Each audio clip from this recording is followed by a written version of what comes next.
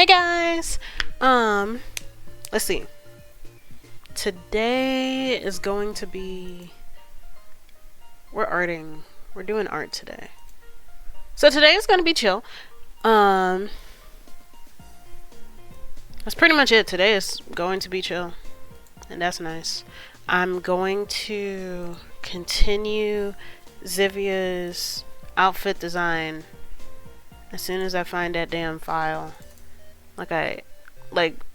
Just when you think that you have your stuff organized, you don't. Is it in the sketch folder? It's in the sketch folder, that's why. Because these are technically outfit sketches. I'm not going to be hella detailed. Hey Paige, how's it going? Let me go ahead and switch to the art thingy. And here we are. But pretty much I'm just working on drawing. I'm gonna change the pants for outfit 2 because I realize I don't like it. Well, it's not that I don't like it. Well, yeah, I don't like it. Like, I realized that there was another option, so I'm going to use that. Actually, give me just a moment with these, with the CSP subview. I gotta make sure I deleted something. Okay. So there won't be... Because it was something else that I was working on. And it was NSFW. And I'm like, ooh, I left up references. Do I?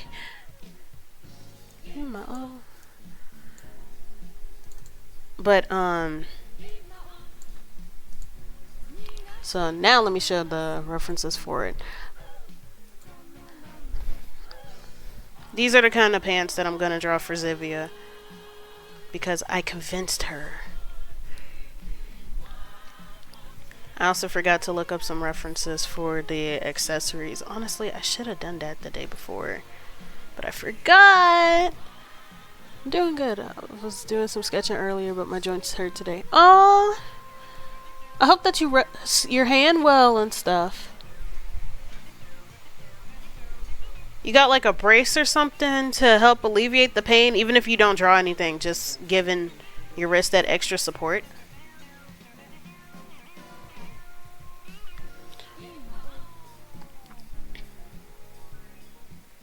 This helps. So these are sort of bell bottom like, but not quite.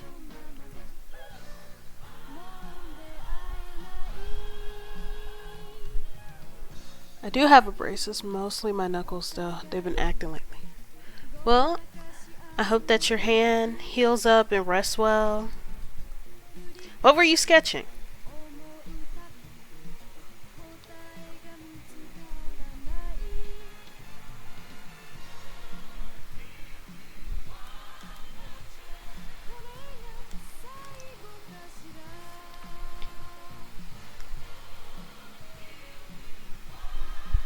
A couple of my D&D characters. Oh, that's cool.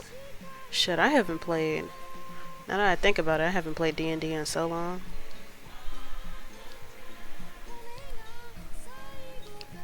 Yeah, I really have not played D&D in a while. Let's see.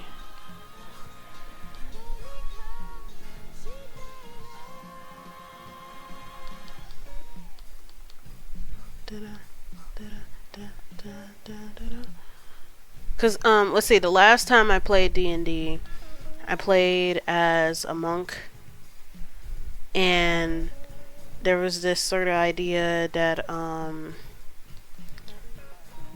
there were like these 4 mini realms, right? And each of them was based on a different culture. And when we played, it was very homebrew. I don't think I've ever played a D&D game that wasn't homebrew with certain stuff, because like the folks that I played with, they like to mix memes and stuff in D&D. Like there was the other campaign before that, I was a wood elf bard, and somebody got rewarded a McDonald's Sprite, and it did acid damage if you threw it at an enemy. I play in 2 games Dion runs, and I run a game, but not in D&D. I run different systems. Oh, cool.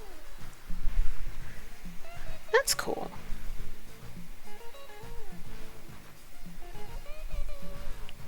But but yeah, when I was a wood elf bard, it was wild. Cause we always found a way to mix memes in there. Like, we made a reference to thug hunters. Do not look that up. I'm gonna explain what it is right now, because if you look that up, you're gonna have a bad time. One of my friends, Volwash, who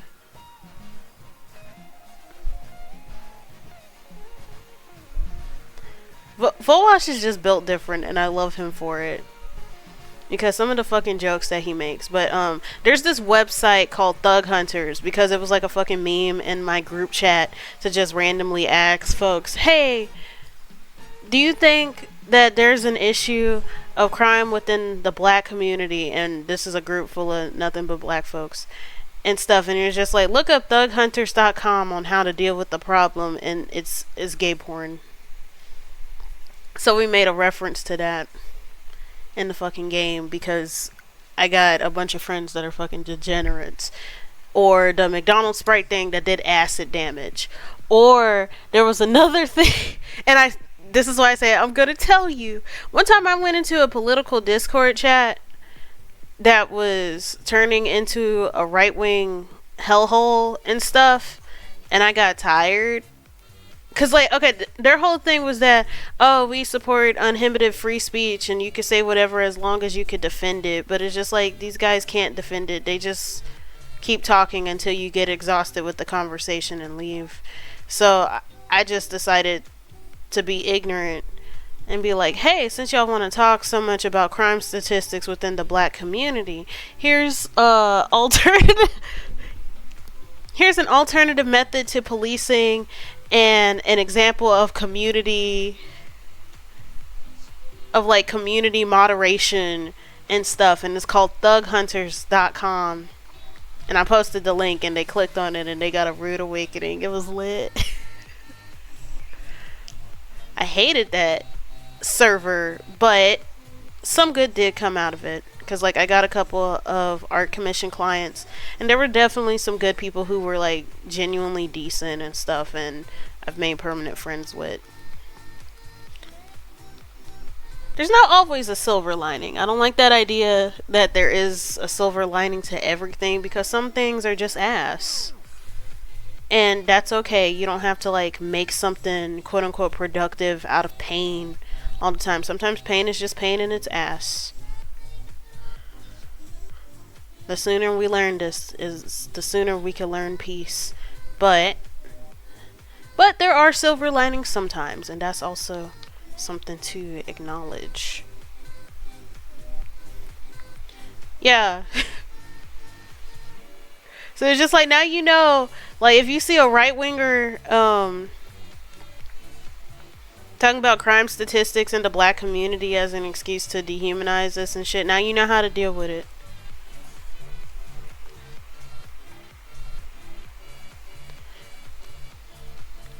Okay, so now that I got the base of the pants, pretty much when I was sketching out these outfits, I was focusing on getting down the basic shape. That way I could build on top of it. There are some people who are able to, like, start with details from the bat. I can't do that.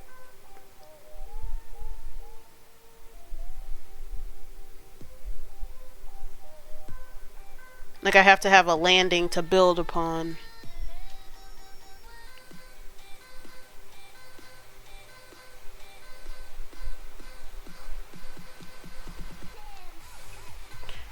But what I wanted to do, I saw these pants. What's the name of the brand? I don't even know the damn brand.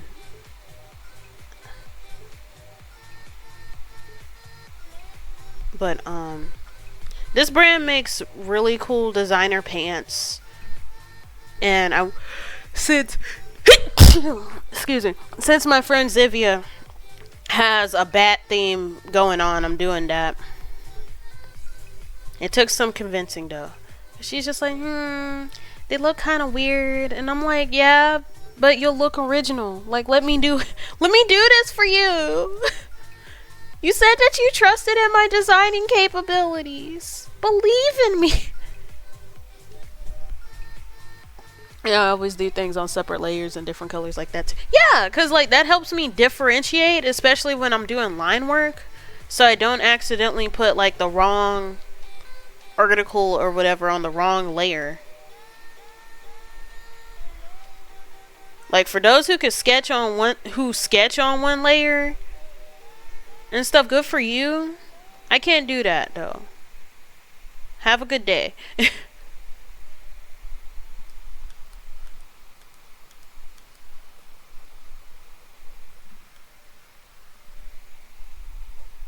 Like it looks messy as hell at first, not gonna lie. But it has a purpose and it works for its purpose.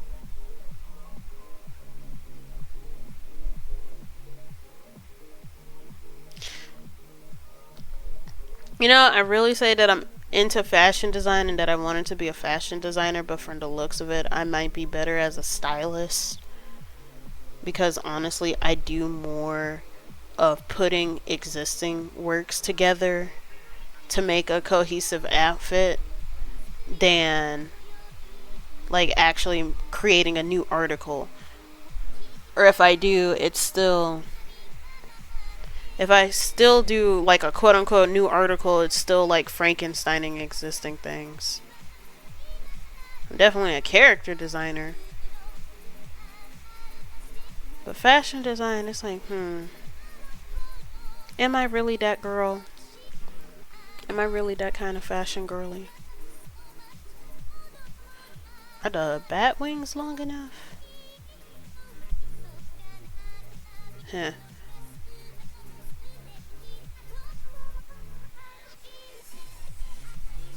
This is better.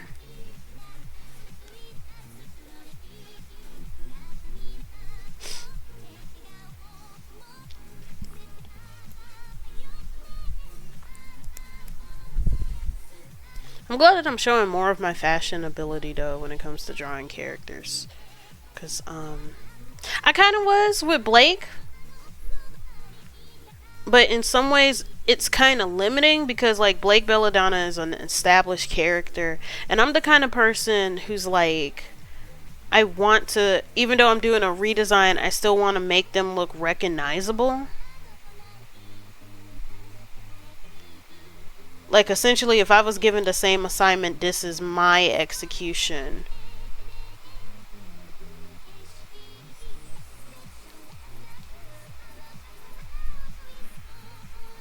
Clothes is always the hardest part for me. I guess it's between clothes and hair. Yeah, for me it's like hair and feet. Hands are usually okay, and that's mainly because I don't even draw hands, I trace them. Like, I'll get a 3D model or take a picture quick, and I just trace the hands because it's just like, you know what? Fuck, I look like drawing everything from scratch. I'm best at faces when I do draw. That's awesome. With faces, it's half and half. Even though I don't have same face syndrome with my characters, a lot of the features do kind of overlap because I only draw like 4 types of noses. I do need to do more like nose and lip variation.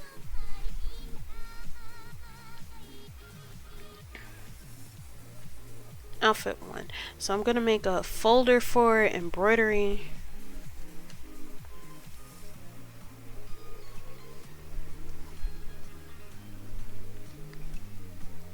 So let's see. I was going to look up constellation embroidery. So let me go on Pinterest real quick because I know they got that. I'm sad about Pinterest. Like, it's upsetting because they really improved their search engine and stuff. But there's a lot of AI shit on there. So pretty much most of the time I use Pinterest to like save the AI pictures because I believe in stealing from AI bros. Because you can't steal well, you could technically steal what's already stolen, but it's just like, fuck them.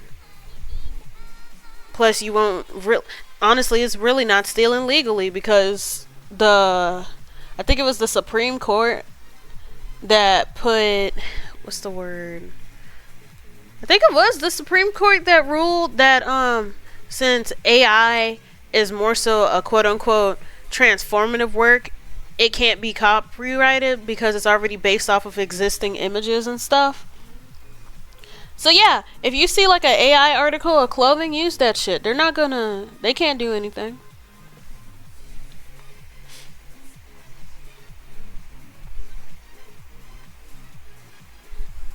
Star embroidery. I'm looking at the star embroidery thing right now.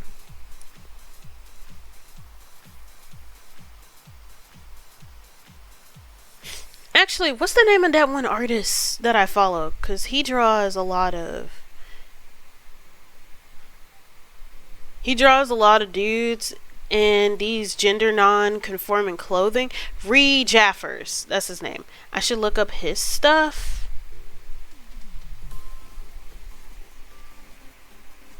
Or is it Jaffers?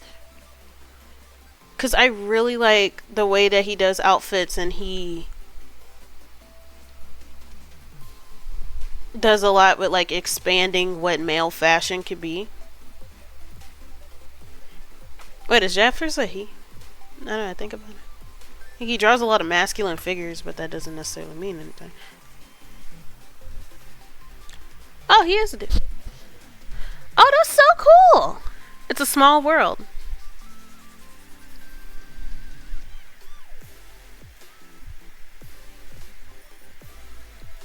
It is definitely a small world. So what was the campaign like? Or is it okay to like share the details of the campaign? Like, what was the theme?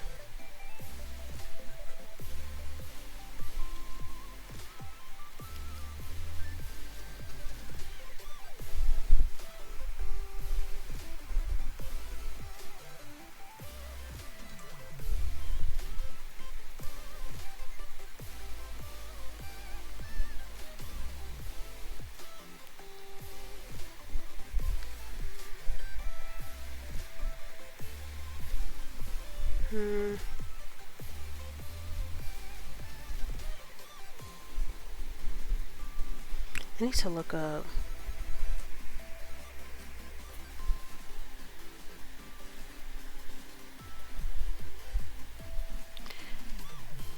There it is.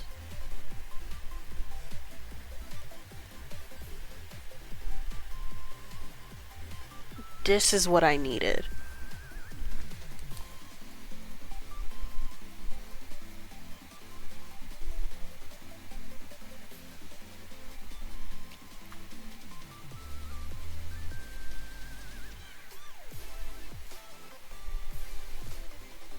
Also, I'll also send a link.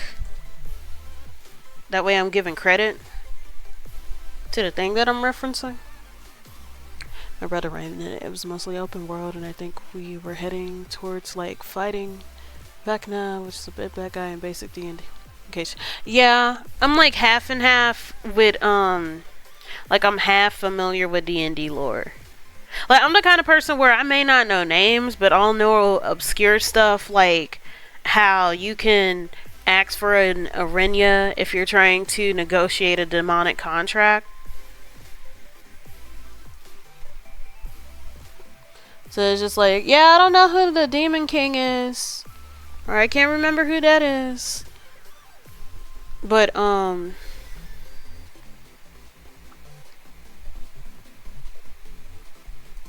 don't know who that is, but like, so I guess star base.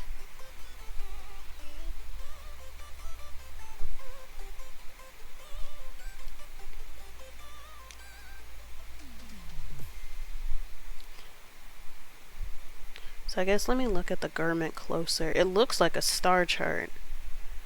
Yeah, it looks like a star chart with the phases of the moon and a couple of stars darted here and there. Okay. So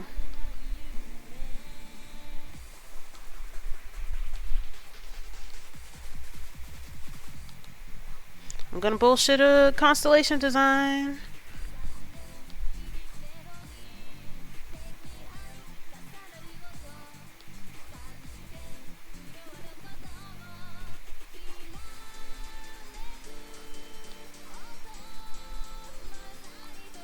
I played as Tiefling, Death Cleric, and I remember Jeffers played a noble half-orc barbarian who cried when he rages. Eventually a barbarian, and he hit people with his cello. Oh my god.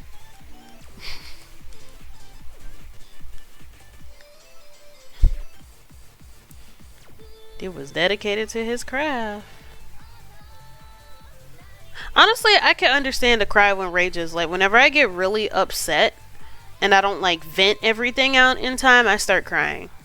So I could understand that, especially after, like, a really explosive outburst.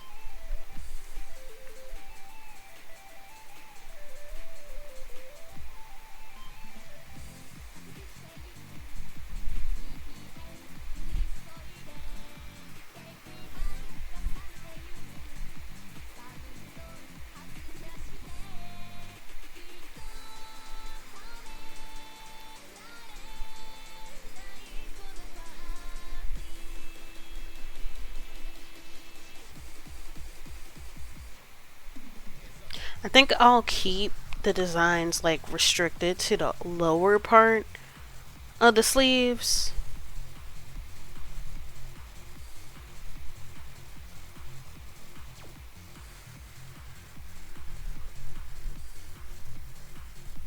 Because if there's embroidery on, like, the top part, that might be a problem weight-wise. At least with the sleeves, it could, like, weigh down.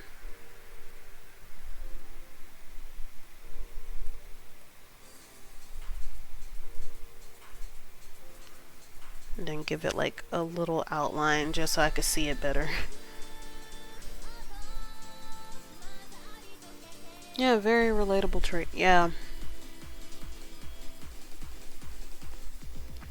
But it's nice that he was, like, able to find a different calling. I'll add the outline later.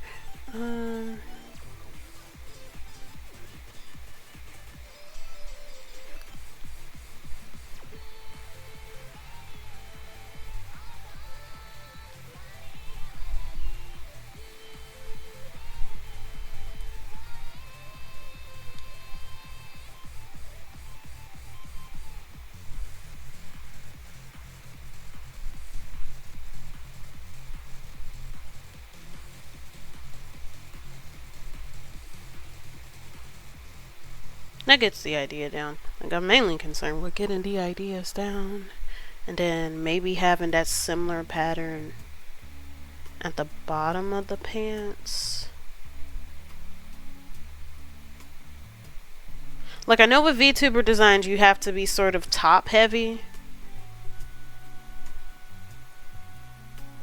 Because that's usually the part that's going to show most of the time.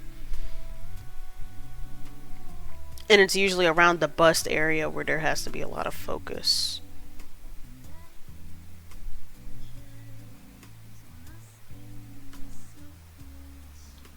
I think when I draw now, I mostly only draw my D&D PCs because it's such a big part of my life. Yeah! With me,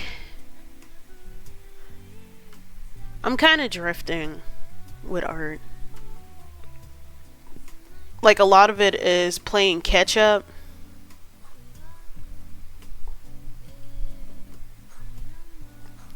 Like, a lot of it feels like I'm playing catch up because of... It's summer, so I finally have the time to make the stuff that I want to. But because I haven't had it in such a long time, I got like a backlog of art. Although I am coming up with new ideas and stuff. And I'm making sure to draw like the new ideas as they come, not just the backlog stuff, because it was kind of bumming me out. That is just like, shit, I'm late. Like, keeping up with trends is exhausting. And trying to keep up with trends is exhausting in order to stay relevant.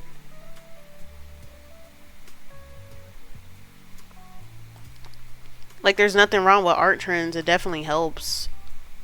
more or less, and I say more or less because sometimes whenever I participate, I really did not get a lot of traction. So it's just like, oh, you're obligated to participate in this sort of thing, and then you don't really get to see the fruits of it that other people get to see.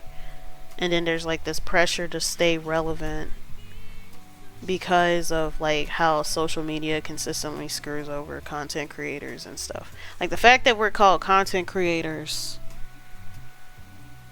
because there's such a emphasis on consumption, but it's like half and half when it comes to art, right? Because like people are like, oh, you should be focusing on drawing for yourself, and it's just like, drawing for myself is not the fucking problem. I draw a lot of personal things for myself and I don't share with people because it's for me. But at the same time, there's a frustration when you actually do make something that you want to share and it doesn't get traction. This is why whenever there's like, you know how people be having the same kind of conversation all the damn time, like the art community has the same discourse, and like that goes with any community, but like art community in particular has the same kind of discourse when it comes to wanting attention. Like folks will say, oh, we need to be more supportive of artists because this is their livelihood, but then when somebody gets mad that they don't get attention for their art, people are like, oh, you shouldn't be getting mad. Like, motherfucker, in order to have clients, people need to see what I could do in order to buy it. And if nobody's seeing it, then that's frustrating because if you're trying to make it your job. I stopped drawing for a long time because it started to feel like a chore and stress me out. Yeah.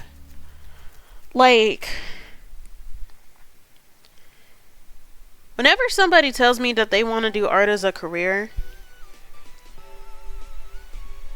because I used to work as a tutor at a high school and a middle school close by, and there was this one girl who said that she wanted to major in like studio arts or illustration because she wanted to be specifically a children's book illustrator and stuff. And what I like to do, I don't want to discourage people from following their dreams, but I do want to tell them, like, especially because I follow so many different people in like animation and illustration, like not just in the indie field as self-employed, but like actual contract workers and stuff. Now, I do it occasionally when I really feel like it because I realize drawing isn't my passion or calling, so I'm casual with it. That's also nice. Like, as long as you're having fun and stuff, that's great. You made it work for you. And that's what I emphasized and stuff. I'm like, don't think that because you're good at drawing or because you like to draw that you have to make it a career, because sometimes making it a career will kill that passion, more so because of how working conditions are so damn shit and everybody and their mom wants something pretty to look at, but they don't respect the people who have to make the things that you look at. So like, don't feel like even if art is your purpose, you don't have to necessarily make it a job to make it purposeful and stuff. And I talked about different experiences that I've seen.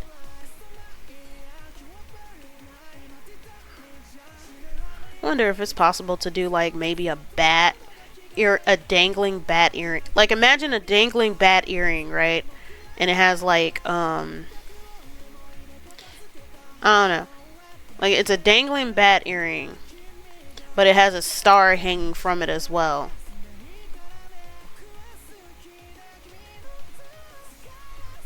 Watch me draw the fucking bat symbol and stuff. Because it doesn't have to be a job in order to be purposeful. As long as you're like making people happy or you're like happy doing your craft,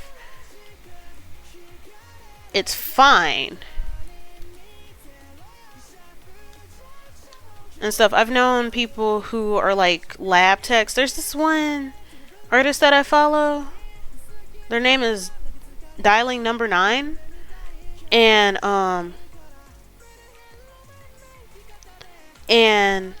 I think they're a lab tech. And they do a lot of world building and stuff with their art. And some of it is like speculative biology.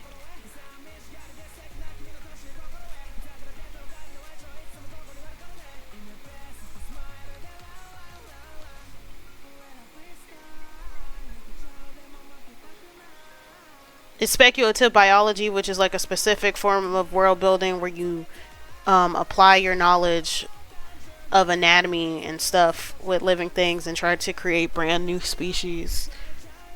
Because I recently played a visual novel called South Scrimshaw, and it had that thing going on about it for it.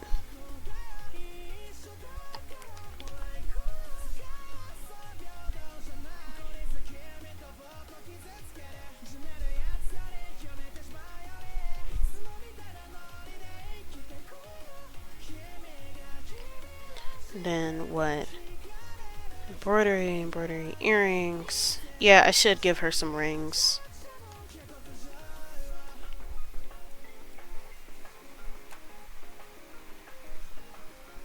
What was this person's name again? I love world building. It's dialing number 9. Let me find them. Because, like, they have both a SFW page and an NSFW page. Which one you want? You want the regular one only, or you want both?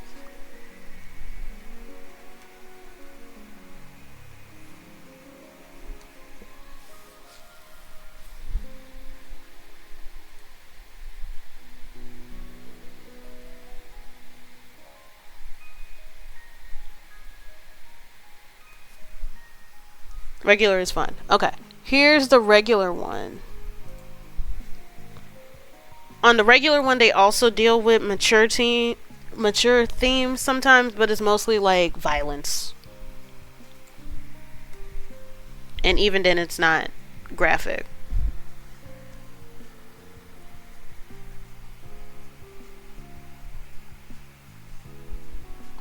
But like, they have a lot of monster and alien-like species and stuff, and I really like how they sort of execute.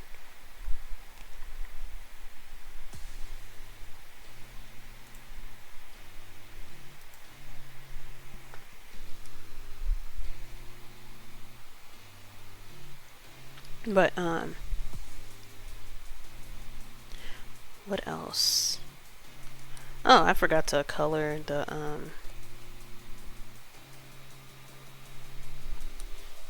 I forgot to color in the nails all the way. Because I know I want to give Zivia some nail art. I like nail art.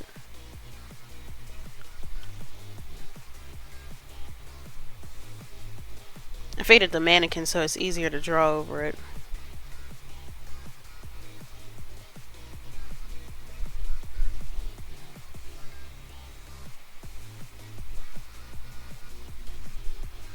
No problem.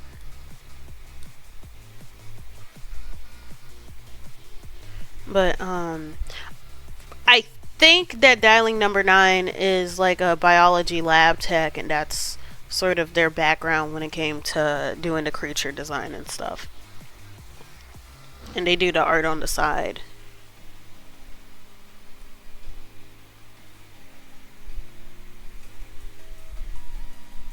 And then I also told this girl that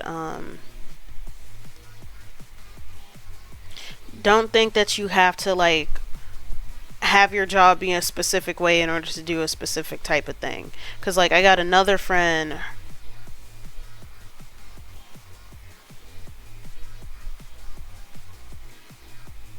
and she's a preschool teacher, but she does illustration on the side, and she's already published an art book depicting 2 of her OCs, and she's making a comic about mainly her 3 OCs. Like, she has more characters than that.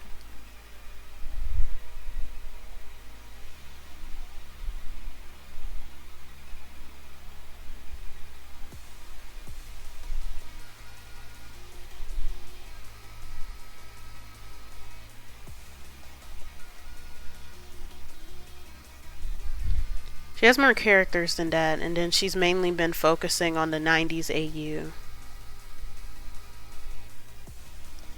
which is like shipping to, like, okay, so the comic is called, actually I don't know, now that I think about it, or is it called Sky Never the Limit?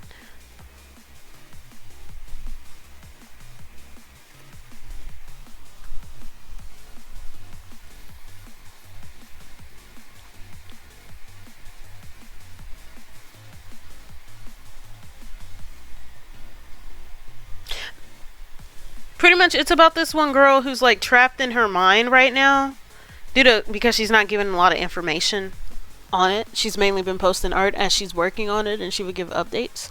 But it's about this girl named Lilith who's like trapped in her mind, and then there's this one beefy dude who's like a dream traveler, and he's like helping her to unravel that trauma. And then there's this other dude with a pointy nose who's kind of at fault because he was lying to her about some shit. I'm like, fuck you, pointy nose dude. But there's like a 90s AU where the beefy dude and the pointy nose dude are dating, and she's mainly been focusing on that right now. It's one of those phases where when you draw something you really like and you're sort of sticking with that for a bit because like you just got to get it out of your system. But from the looks of it, it might not be something that's going to get out of her system, and it's something that she might incorporate at some point later. Not necessarily the plot of the 90s AU, but because it's an AU, but maybe making it a poly relationship instead of the sort of love triangle thing that was originally going on. So I don't know. I'll wait and see.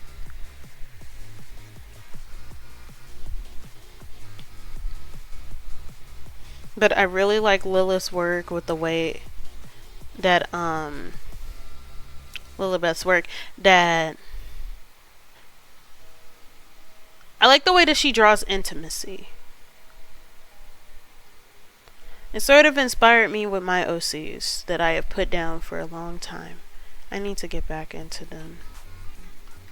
Sometimes it's hard to get back into your own stuff. Cause like, okay, I'm working on 2 comic projects, right? And one of them has been put down for a long time because like I wrote myself into a corner, and then I've also just been dealing with personal problems lately. And I was treating that comic as a means to, what's the word? Yeah, her art is really cute. But I was treating that comic as like, don't treat your art like therapy. Like, art therapy exists, but at the same time, don't like bank on your art to help you with something, because honestly it's a means of communicating a problem, but that's not necessarily going to solve the problem. It's just an aspect of it because it's helping you to communicate your ideas better. Like, I pretty much had this idea that, oh, if I make this little thing that's for me, then maybe I could feel better about myself with some things. But then I started to like fail my goals concerning that piece, and that just pissed me off, so I just put it down for a bit. But I'm slowly getting back into it because I still liked it, and there was still definitely good stuff. I'm just turning down the scale. And honestly, I'll do some streams where I do art for it, because I like to talk about world building and stuff. What kind of necklace would I do for her? Vampire necklace. Like, I'm looking up stuff right now.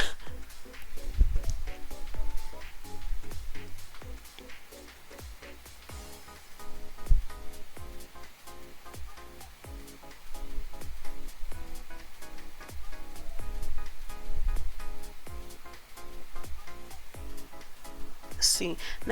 What necklace goes with a blouse? That's a question.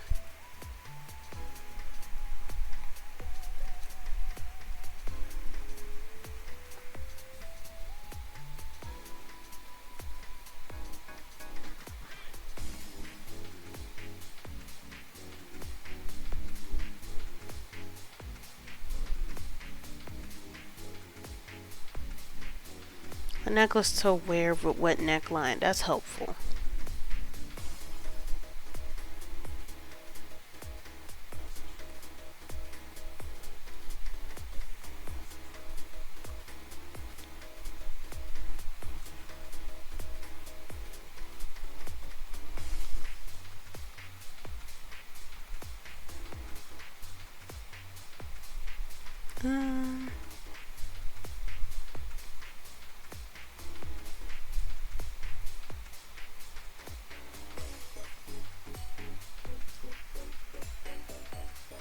I hate to go because it's nice talking and listening to you, but I gotta get ready for my stream. Well, that's fair. Have a good stream. It was nice talking to you for the time that I did.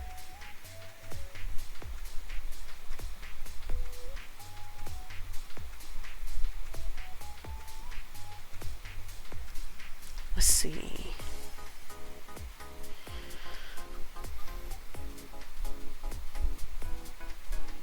I don't know, maybe a moon necklace.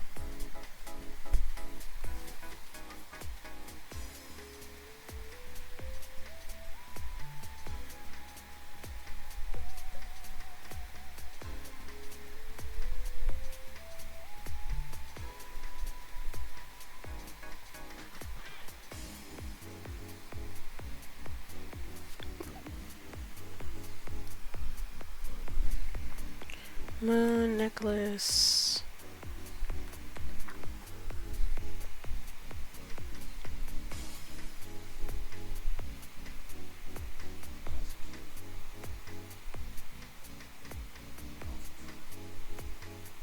Or maybe just put another star. Just maintain the star motif.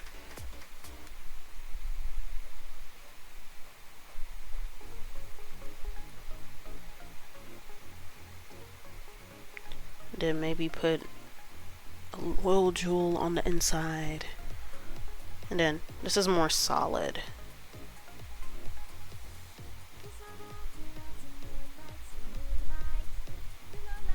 This looks like a more completed look. Okay. Now on to the more punk look.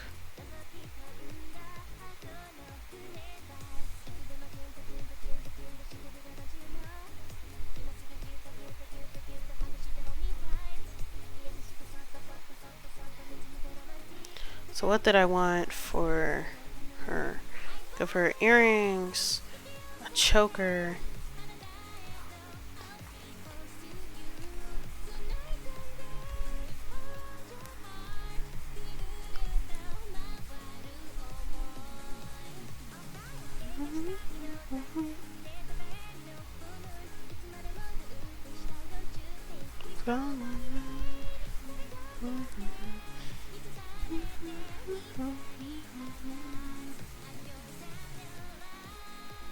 I love Pida.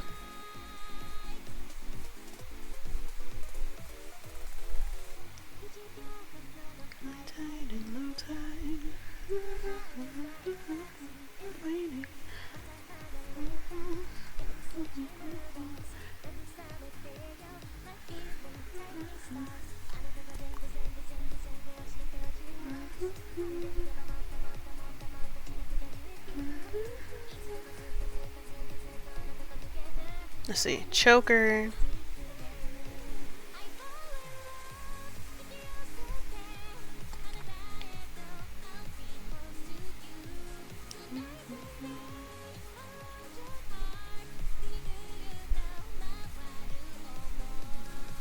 All right.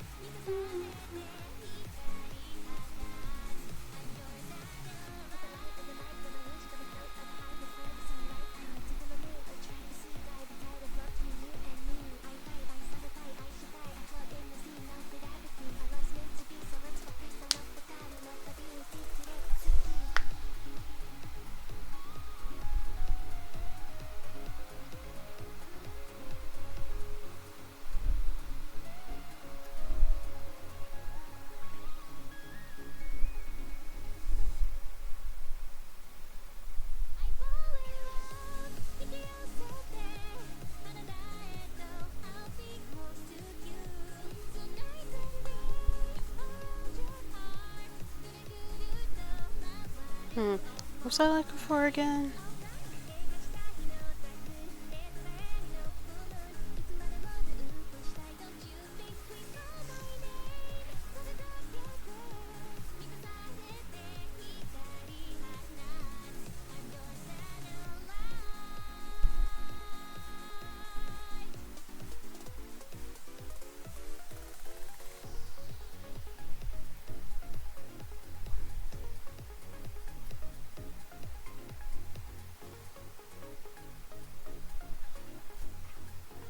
What's I doing?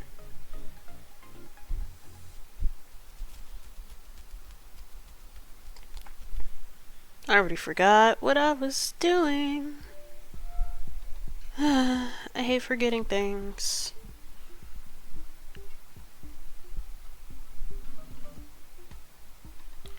I hate forgetting things now that I think about it. Oh yeah, I was trying to find a decent design idea for the choker.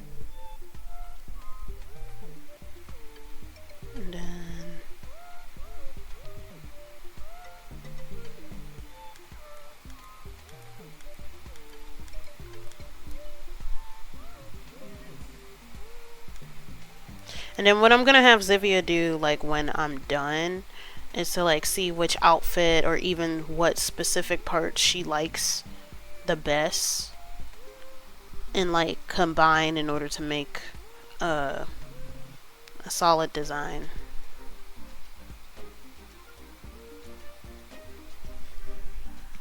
Hey Dion, how's it going? I am helping a friend of mine design her avatar for when she starts VTubing at some point. Yeah, Paige, she had to go to her stream. We did talk for a bit. It was mainly about, like, drawing and motivation and OC stuff. Like, I didn't get to go into detail about OC stuff, but she did tell me about a couple of D&D campaigns she was in. And that was nice. So, choker. Belts. Can I do belts with this stuff? Like, the original idea had belts. Like, I could definitely do a belt right here. But given these bat wings, I can't do the belt idea anymore, because that would be too over embellished. Yeah, it's Jaffer's art. I also linked the post further up chat so folks can have access to it, because, like, I needed inspiration for the constellation sort of embroidery that I want on the first outfit's blouse and bell bottoms. So I looked that up because I'm like, I know Jeffers does a couple of constellation themed stuff. So I'm like, I'm going to take inspiration from him. Thank you, Pookie. He is not my Pookie. We are not friends. I just follow him. But I made sure to post the original tweet so that folks have access to it.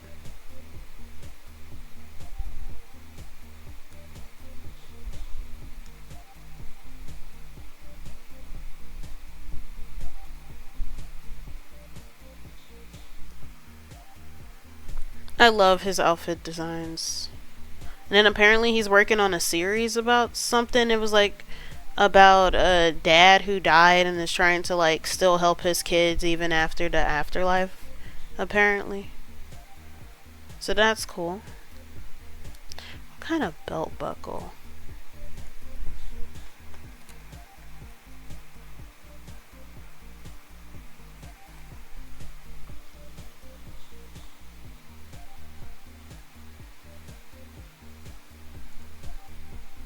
Ooh, I should have this kind of belt.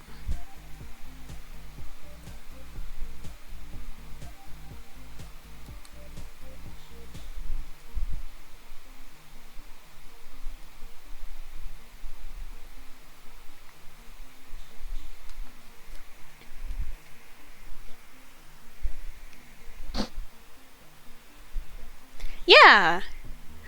Like, pretty much, okay. So, for the person that I'm designing, her name is Zivia. Or at least that's her VTuber name. And The idea is that she's this moon goddess who got bit by some mutant bat.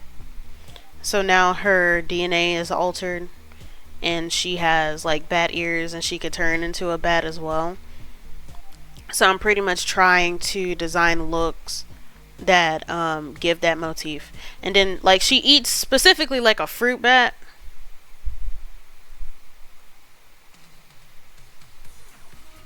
With this, it gives more reference to like her goddess status, but I also put bat on the earrings in order to subtly reference it. With this is more of a punk look, and I'm trying to mix the motifs a little bit more. Like I might put a fruit symbol on her t-shirt just to make it cheeky or something.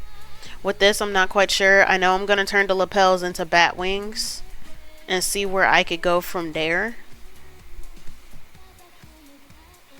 Like this is more like a semi-formal, like it's giving goddess with like the sort of dark academia kind of look, but it still has like some more gothic flavoring with the extra wings and jewelry and stuff. A lot of experimentation going on today.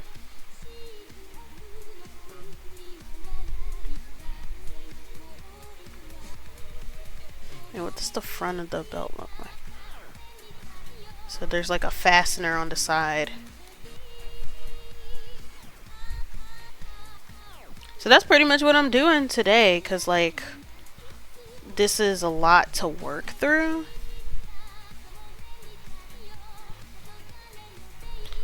In another universe where I'm like faster at art, maybe I could do like more than one thing. Actually, no.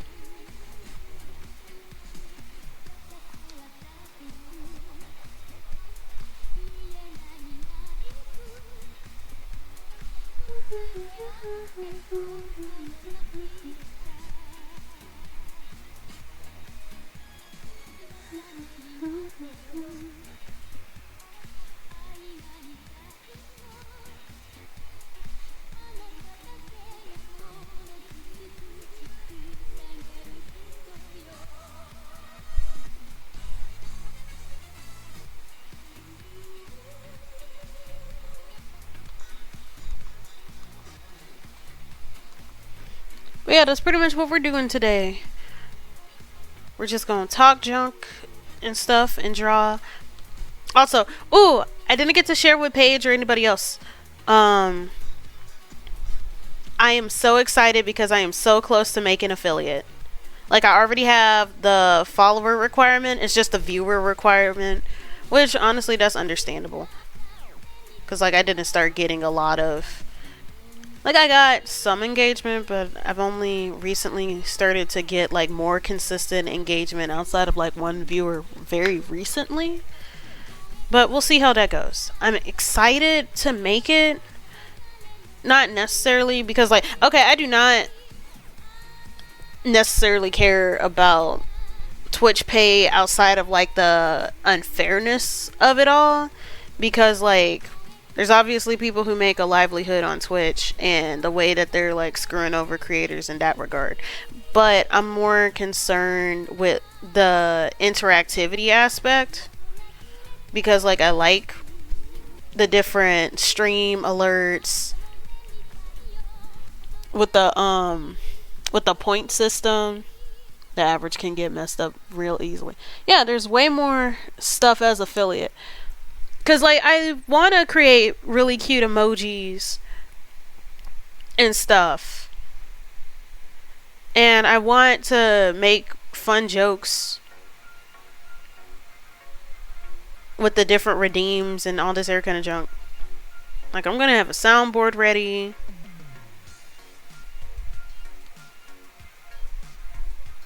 I say earrings when they're just rings.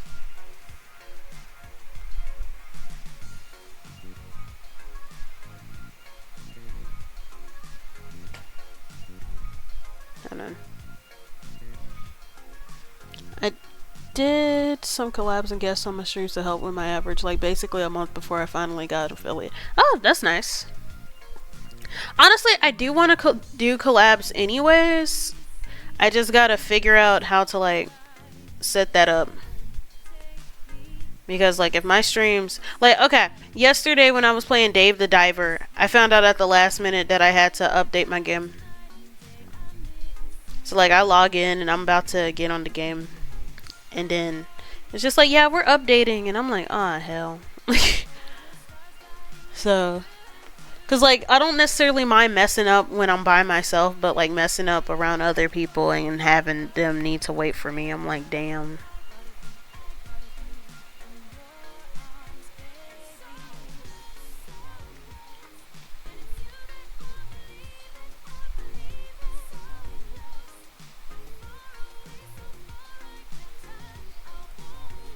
Like I cry. But I'm excited for that. And not to mention, I feel like something that some people don't yet know or realize is that maybe instead of depending on platforms to pay us, we should encourage direct contribution. Like, you know how there was a lot of discourse concerning the switch from Twitch to Kick, right? Because like I said, some people depend on streaming as a livelihood, and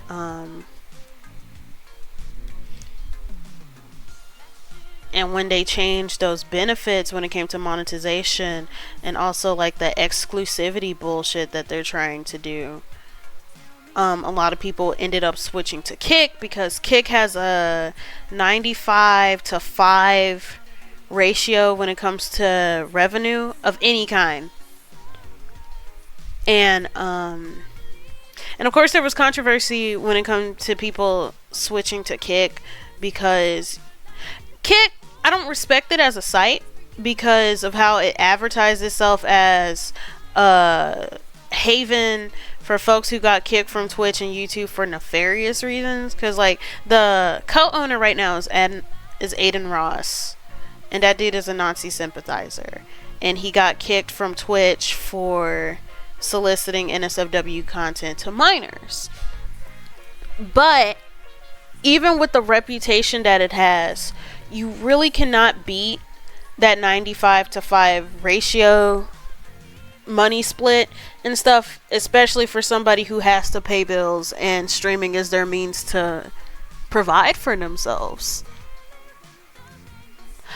Yeah, the way that Kick gets its money, it's through gambling sites, and I wouldn't necessarily mind if it wasn't for the fact that they're not fully, they haven't fully disclosed all of the gambling sites or the gambling platforms that they work with. And even though the user base wouldn't be held liable for it because they don't know, I personally am very uncomfortable with like the thought of getting money from something nefarious or something, especially when I'm very particular when it comes to stuff like exploitation and whatnot. And then another thing is that it's very much, crypto is built into its foundation, and I doubt the stability of the site. Well, no, they know about the crypto news. It's just that, okay, morality does not pay your bills. Because we live in such a exploitative capitalist society, a lot of the infrastructure de-incentivizes you caring. It de-incentivizes picking and choosing where you can by eliminating options and stuff. And if you got bills to pay and streaming is your primary source of income, especially for a lot of disabled folks that I'm noticing, like streaming has become, it's one of the few at-home occupations that you could do that's sort of low maintenance. So there's also a concern with that. So like sometimes you can't pick and choose. You have to go with the best monetary option if you want to maintain your day-to-day life. So I can understand why people move to Kick. My thing is, if you're going to move to Kick, take your money and go. Don't expect any longevity on there. I mean more so crypto news in general, like how people are constantly pulling scams with it. Yeah, but like, okay, with Kick, you're not getting paid in crypto. You have the option to. You get an instant payout through crypto, but when you do get your payout, you could choose to have actual money, and it'll just take a little bit longer, like a week or so. Like, I did a lot of research. Honestly, I could maybe do a video on it. Maybe.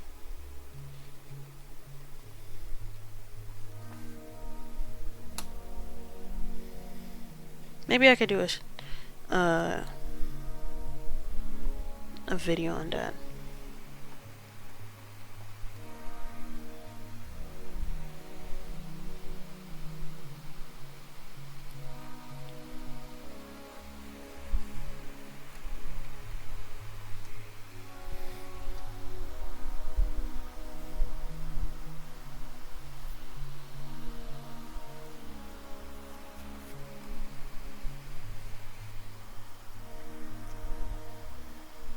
I'm trying to find like clip art of fruit or something to be inspired by.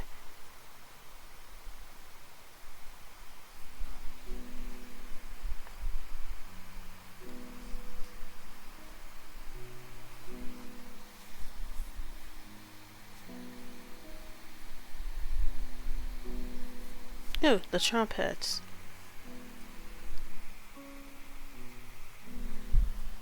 Like, crypto is definitely a scam, and that's why I say that the site is unstable, because like having crypto be your primary setup and then not wanting to disclose the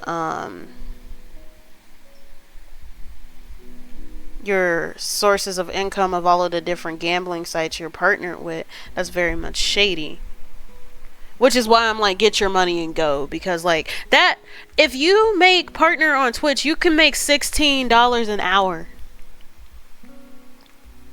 Versus Twitch, that's just like you don't even have a wage as neither an affiliate or a partner. You just have the option to have monetized ads and people to have fan contributions. But Kick allows you to have fan contributions and a wage. And then you get to keep 95% of all of the proceeds for the fan contributions through that site. And if you already have an established fan base, that's very lucrative.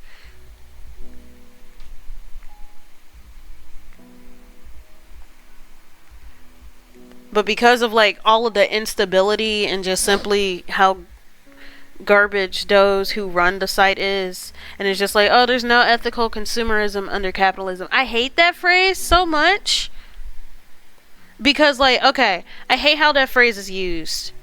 I hate how leftist language is commodified and then regurgitated in a way that removes the original context of it. No ethical consumerism under capitalism is supposed to illustrate the lack of options that people in lower classes have in general. And it's particularly when it comes to things that are absolutely necessary. So like the kind of jobs that you may have to take. These are the chompettes from the game, Cooking Companions. There's a sequel. And I tried watching it, but it was hard. Because my attention span, it really depends on what day it is. Like, oh damn, I need to buy bread, but this cheap bread from the bad company is all I can afford. Yeah. But when it comes to, I've heard people use that phrase when it comes to Shein. When it's just like, you don't need clothes from Shein. You need clothing in general. But you definitely don't need it from Shein. Shein is like one of the worst places to get it from anyways. Because like Like, there's this whole thing about why people buy cheaper clothing and stuff, because if you need the clothes right then, like, it's the leather boot analogy. If you need leather boots for the winter right then, because winter is already here, you're not gonna freeze and have your feet unprotected until you can save up for something better. You're going to get the leather boots, the cheaper leather boots, just to make sure you get covered. And due to like fast fashion and auto consumerism essentially making the product shit so that people will eventually have to replace it every time. A biggest example is the light bulb. They are so cute, but they're evil. Well, no. One of them is evil. Like, Cooking Companions is essentially this game where some Ukrainian refugees, and this is like a different disaster. This isn't a reference to the Ukrainian war. This is a different sort of war and famine disaster that happened. And they find this cabin. Even if they aren't violating labor practices, why would you buy from a company with lead in their clothes? That's still violating labor practices. Like, lead, that's a hazardous issue. And not to mention, like, with Shein, you wash a clothing article that you buy from it one time and then it falls apart. There's a difference between buying a cheap thing because that's what's most convenient and stuff, and buying something that'll fall apart easily just so you can say that you have it. Not to mention, Shein's target audience aren't like the average Joes who can't afford clothes. Shein's target audience are influencers that sell a rich fantasy and who buy their stuff in a haul to show off to their user base, only to throw that shit away after the haul story is done. And that's leading to landfills being formed in parts of like North and West Africa, because like Ghana has a fucking landfill that's largely full of Shein stuff right now, because I got cousins in Ghana and I've been hearing stuff from different sustainable fashion pages.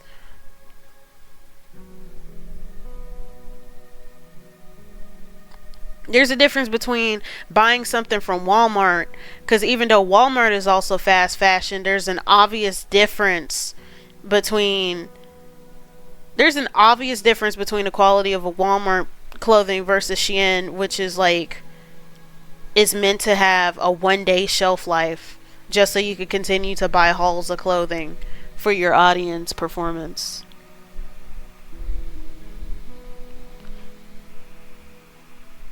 Because for some reason they're clutching Shein as it's the only option. Yeah, it's really pathetic.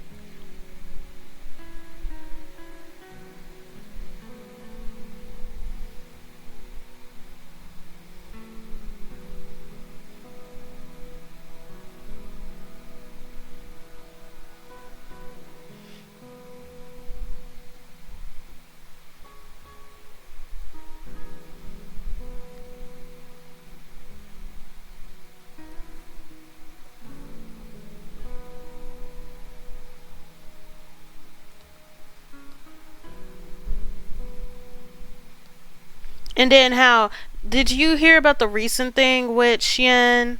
How they hired some influencers and stuff for that brand trip to show the quote unquote real conditions of the factories and stuff. There have literally been reports of Shein's clothing having help me notes and bits of mercury and shit. Now, I know it got problems, but I miss the thrifting girlies. I'm half and half with the thrifting girlies, because, like, I'm tired of seeing thrifting girlies buying clothes that don't fit them, and it's usually, like, the only plus-size clothing in there. Because plus-size people need cheap clothing as well, and they usually have the hardest time having affordable clothing, because you know how stores want to charge more because their justification is, oh, well, we gotta use more fabric to make it and stuff. But it's just like, it really isn't that much of a difference to add a couple of inches, especially for the amount that you're charging.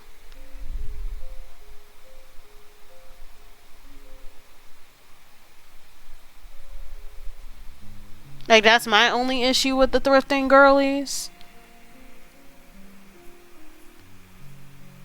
Yeah, that Stage Factory was so bullshit, and I feel like it was so intentional for them to pick minority creators, because usually when it comes to brand deals and stuff, they usually don't feature women of color or non-binary people or fat people and stuff. So in order to like butter themselves up, they were taking advantage of respect of diversity politics just to save their own asses. But all it did was put a target on those minority creators' backs. But at the same time, they kind of did it to themselves, because it's just like, you know, the reputation this place has. I don't care how few opportunities you have. You're literally going to have less opportunities because you're showing people that you're willing to sell out. And that's my difference with the no ethical consumerism under capitalism. Because, like, Shein is something that is purely optional. You don't need it.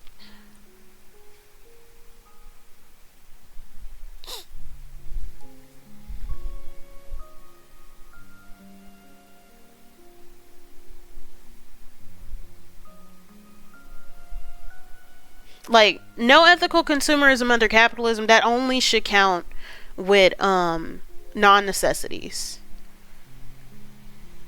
Of course, what people consider non-necessities does differ, but like, all you have to do is just bring up basic information about certain things, and it's kind of easy. Like, something like the Harry Potter game is completely optional. Cause like, I remember when everybody and their mom was like arguing about that game and shit, and it's just like, well, my childhood, and I miss the nostalgia and all this other kind of stuff. And then 2 months later, after the game's release, everybody drops it. Like, obviously you didn't care about it, your nostalgia and your childhood that much, that you only played it for 2 months, even though it's an open world game. I miss clothes being clothes. I have hand-me-downs from elementary school that are still holding up. That's nice. Another thing is a lack of time and a lack of skill.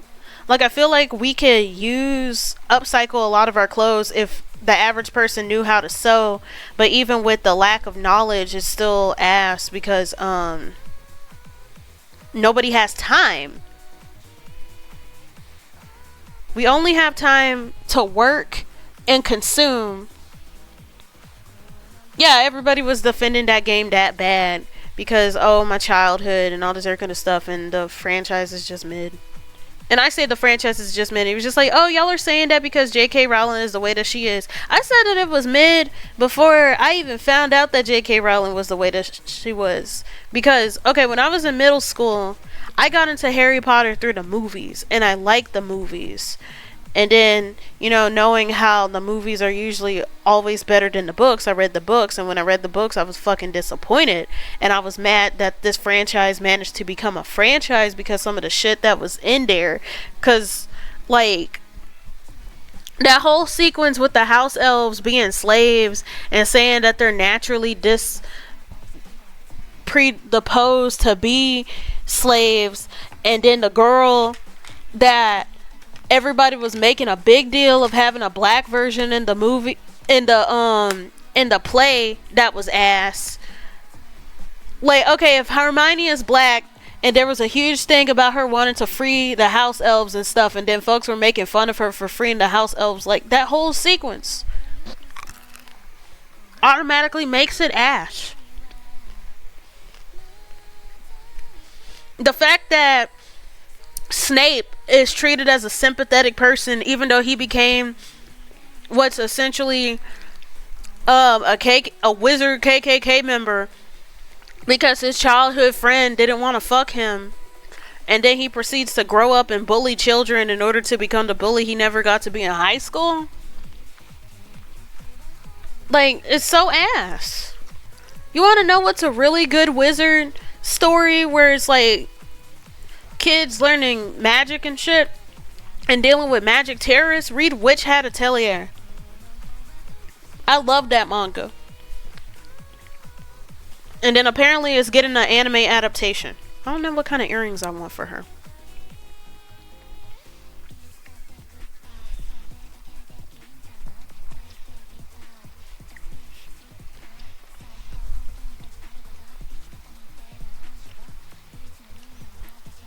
I might give her fruit earrings.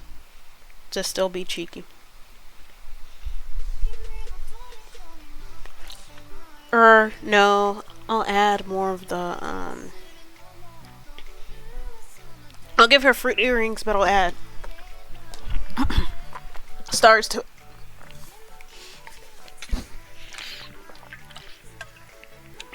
it. Yeah, it looks... You know what Witch Hat Atelier kind of reminds me of? But like, Let Me Cook. It kind of reminds me of Berserk.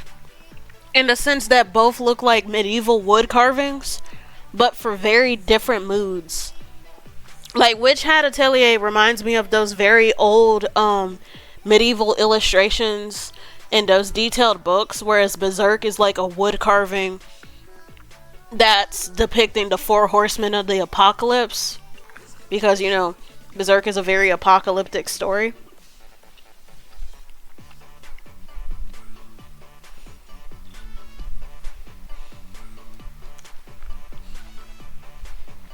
Like, in terms of pure aesthetic and how that sells the vibe, both Berserk and Witch Hat Atelier are like those time periods, but like different themes.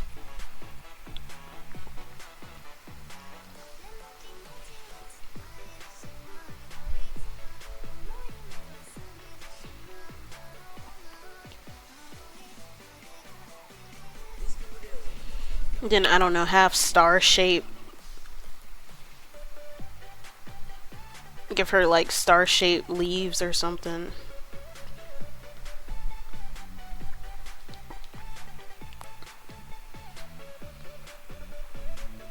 Yeah, they're both versions of classic fantasy and they have a style that's suited.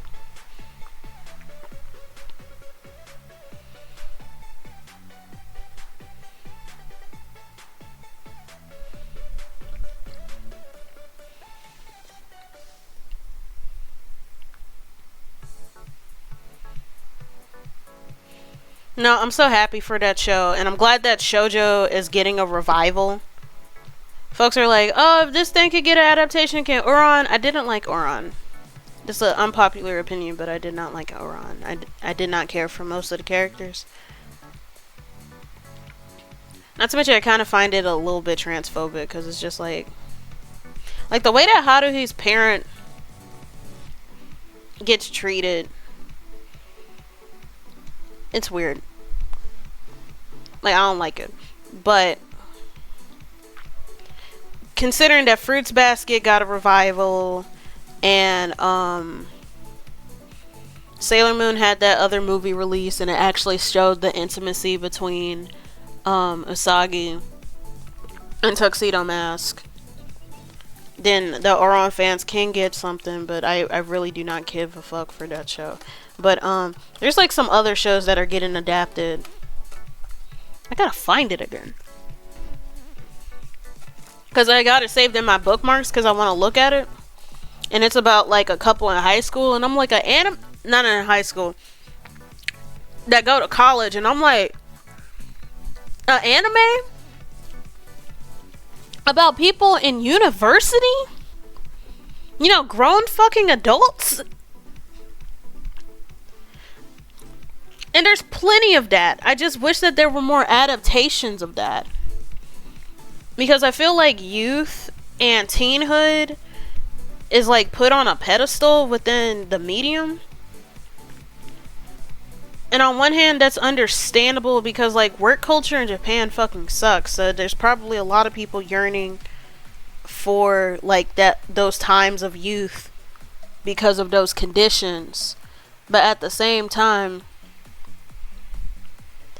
it's like, this is fiction. Why is it that this was something that I said another time about like my issue with yaoi and also just women written fiction and a lot of stuff, how particularly in anime and like the otome genre,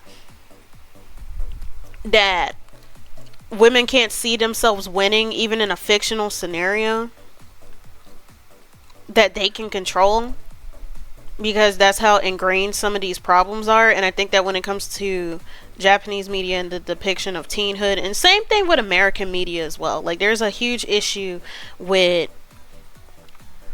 teen stories being made for adults who want to fantasize about teenhood instead of actually for teens, and it ends up with the adultification of teenagers. But oh yeah, I need to read more manhwa. I need to catch up on reading in general. I really have not been reading.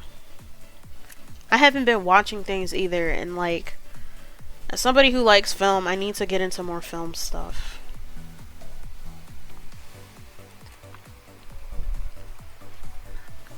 Give me just a moment. I'm trying to find something that'll make it look like bat wings.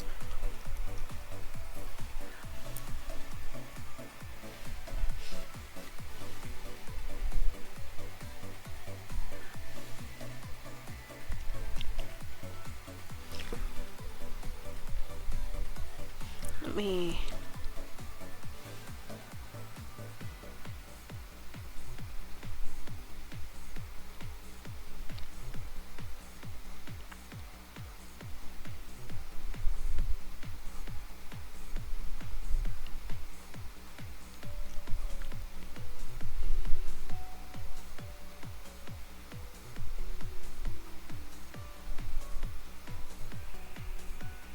But it's just the fact that, like, I wish that some people would try to use fiction as a means to, like, I don't know, illustrate what the world could be instead of just...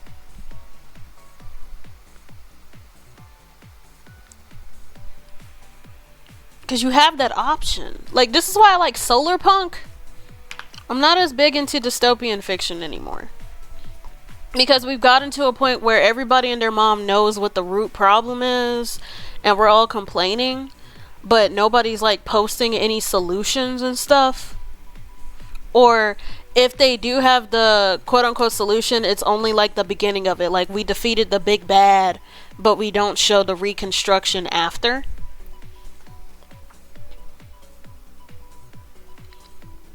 What was I going to do? Bat wing jacket.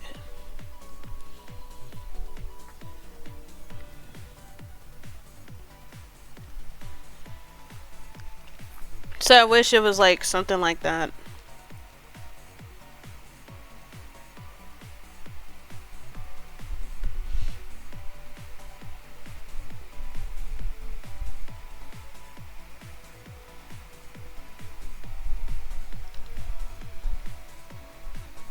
Like, I need to watch the Strange World movie, because apparently that has a big solar punk theme. Something that's pissing me off with Disney is how there are like original stories with black people at the forefront, with black creative teams, and they don't advertise it until like a week before or like the day of. I feel like Kipo got to solar punk and that was until then. Oh yeah, Kipo. Like, Disney will, and there's nothing inherently wrong with colorblind casting. I think that it just very much depends on execution of something, because like whenever you change the demographic of a character, people love to say how somebody's race doesn't matter to a character, but like when it comes to the specific setting or themes being handled, it could definitely change the theme because of like that cultural subtext when it comes to said demographic. An example is for one example I could think of is Night of the Living Dead, which is like the first major zombie blockbuster, and that like changed how zombies were seen by the general public. Originally, the character Ben, who's the protagonist, he was seen as a white dude, but the actor who played him was black, and it changed the whole dynamic. Plus, it didn't help that it like released during the 1960s during the civil rights movement, so that also like changed the theme. So like with Ben, when he's white and he's dealing with people who don't want to listen to him or who don't want to follow his lead or directions or whatever and stuff, you think that it's just somebody being contrarian because they don't like being told what to do, because they're jealous that they don't have the ideas and nobody is listening to them. But when the character is a black man, there's an additional undertone to that, because it's not just the fact that you don't have the idea and you don't want to be told what to do, but somebody who you consider beneath you has the idea and is telling you what to do. And then at the end of the movie, right? At the end of the movie, shit, what happens at the end of the movie? Ben dies. He's like the sole survivor. And what they have are some hunters and volunteers in order to kill the zombies and stuff, because it only affected a specific area. What happened was there was a meteor that hit an area, and the radiation caused the dead to come back to life and attack people. But Ben was the last man standing, and he was just holding up in a house away from the zombies and waiting for help to come. And he was waving out the window at the police. And like at face value in the story, they killed him because they thought that he was a zombie, because like he was covered in blood and stuff. And even though they could see him through the window, they couldn't like tell the difference between him and another zombie, because like his clothes were messed up and he was covered in blood. So they didn't want to take that chance, so they sniped him. But like, this is a black man, and like he's communicating while he's yelling. He's like, "Hey, I'm over here," and da da da da da da. And these are white police officers who did that. So the context is very different. So like, I need, if somebody is doing like a AU or a cultural retelling of something, you need to be very conscious of social context. Well, no, I wouldn't necessarily say that it means a lot more. I say that it just made it a lot more culturally relevant to like the time because of the issues that we're having.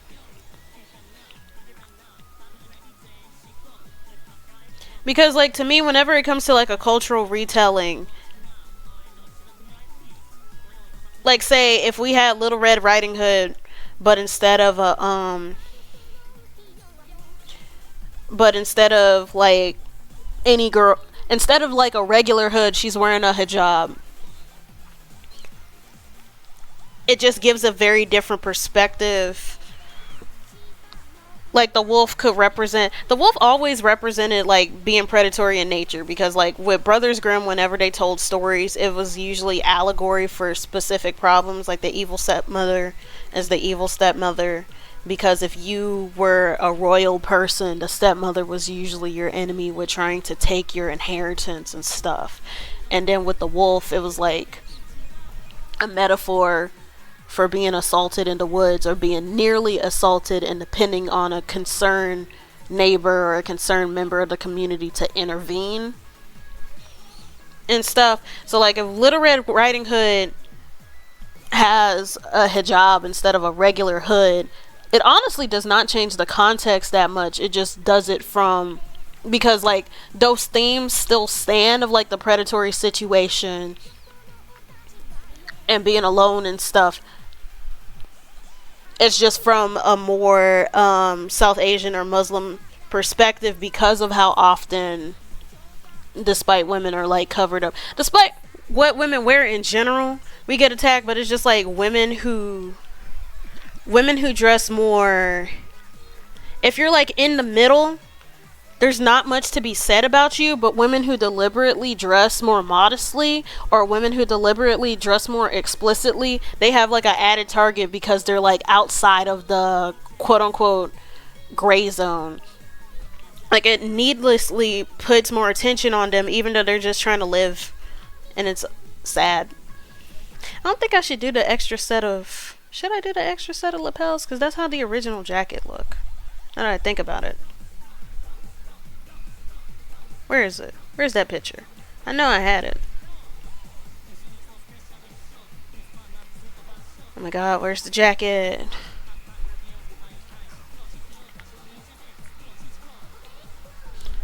And then when it comes to like stuff that's happening in the day, it's half and half.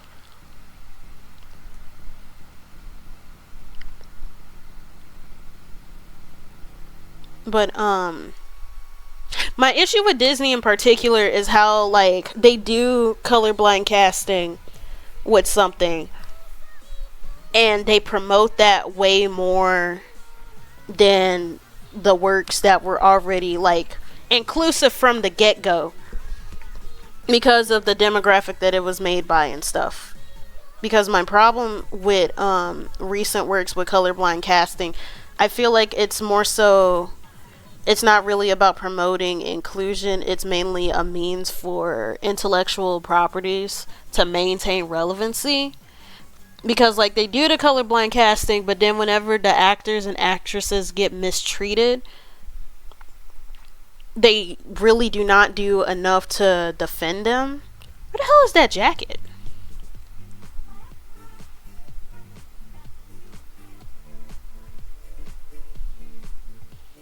I'm trying to find that jacket reference that I had.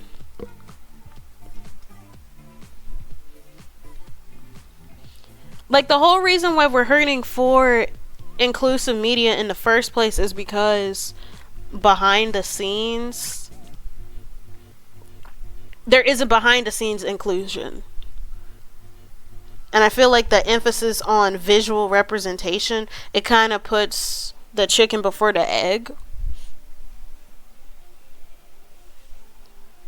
Because like Disney and other companies, they're just like, okay, we're gonna design this character this way in order to be more inclusive, but then we're not going to change the workplace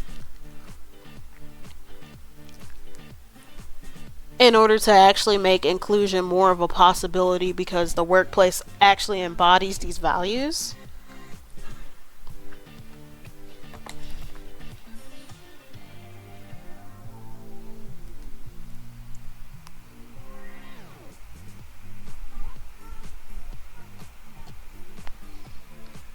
It really hurts than seeing concept art and the character was a person of color, had a darker complexion.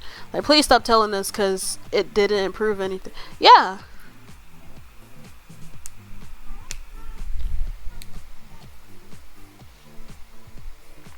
Like, all they care about is Eurocentric marketing and stuff. I'm glad with some of the race changes of some characters, like say April O'Neil, although I'm kind of half and half, cause like folks are like, April O'Neil was a black woman, and I'm like, April O'Neil was biracial black, yes, but like the way the person that she was based off of does not look anything like the way that April looks in Rise of TMNT and the new Teenage Mutant Ninja Turtles Mayhem. Like, I'm thankful that they're recognizing April as a black person because she was based off of a biracial black woman. But like, that biracial black woman, she looked like Zendaya. And I just kind of, I find it weird whenever people like use monoracial black representation as mixed representation and vice versa, because those experiences are very different. And then especially when it comes to black women, there's like this bad thing,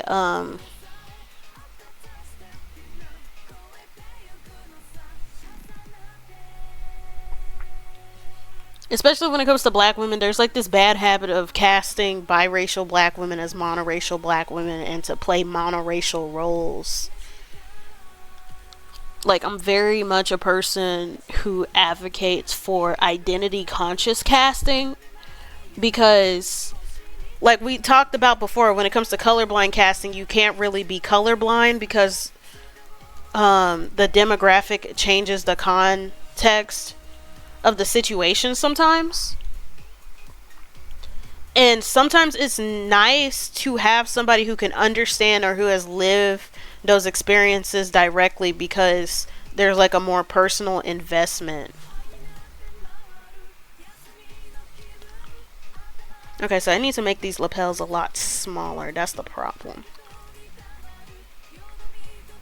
It's like a certain personal investment in that characterization, and that helps bring it to light better.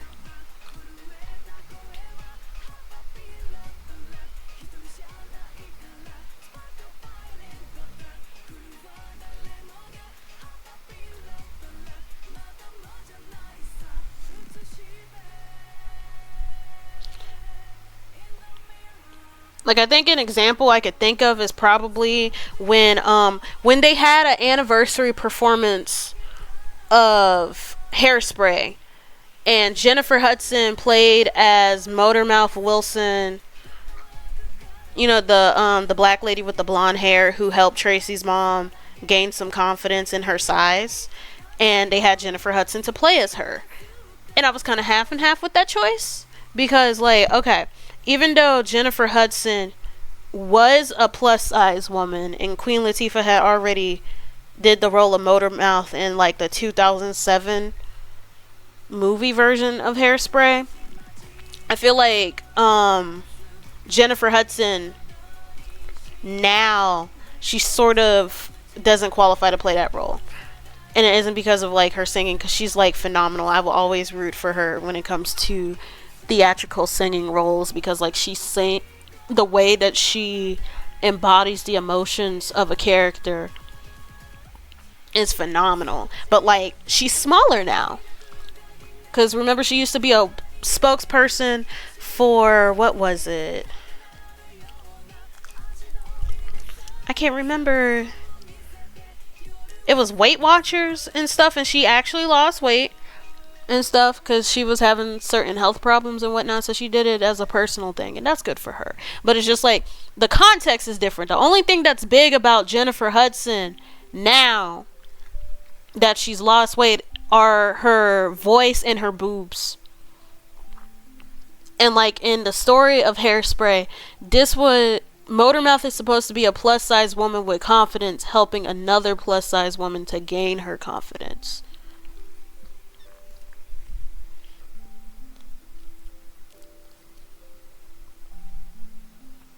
At least that's one aspect of it, but she was very much integral for Mrs. Turdblatt's sort of character shift.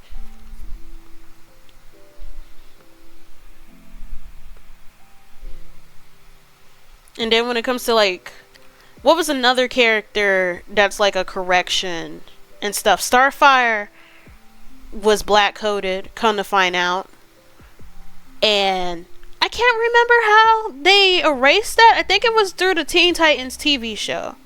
Because, like, Starfire was inspired by Naomi Campbell. Like, she was designed to look like Naomi Campbell. And so that makes her black coded. And then Raven was originally supposed to be South Asian coded. Like, instead of just a regular cloak, it was supposed to be some sort of modified sari. That's why she has the red dot on her forehead. Although, I think I've yet to see some South Asian rendition of Raven.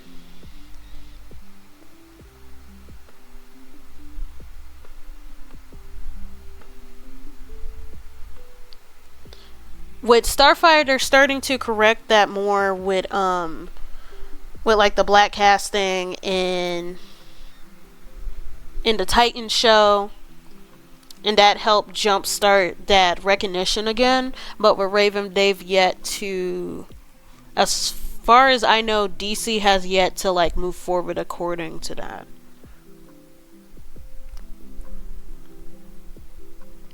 And I think that that's good that comics are starting to right those wrongs of whitewashing and stuff. But when it comes to, say, what's a casting decision that I don't like? I don't like the CW. Like, even though it was the CW casting that made people realize that Starfire was black again, CW has a bad habit of mistreating black women.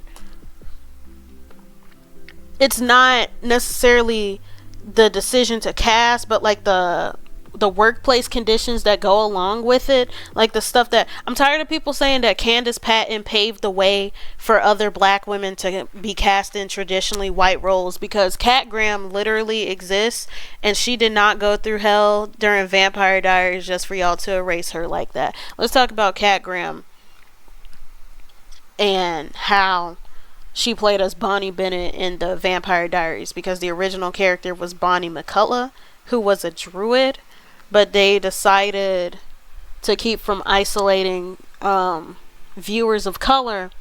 They decided to change her into a black witch. But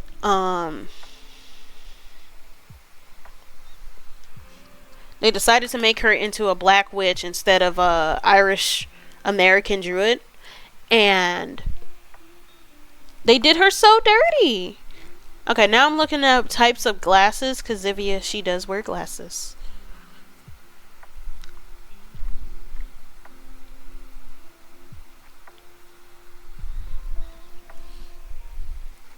Because, like, she was, like, the most powerful person in the roster and stuff, and she was always, like, carrying the entire group because of how powerful she was with her powers and shit, only to get screwed over every season. Like, she never got with anyone like she did, but they would die.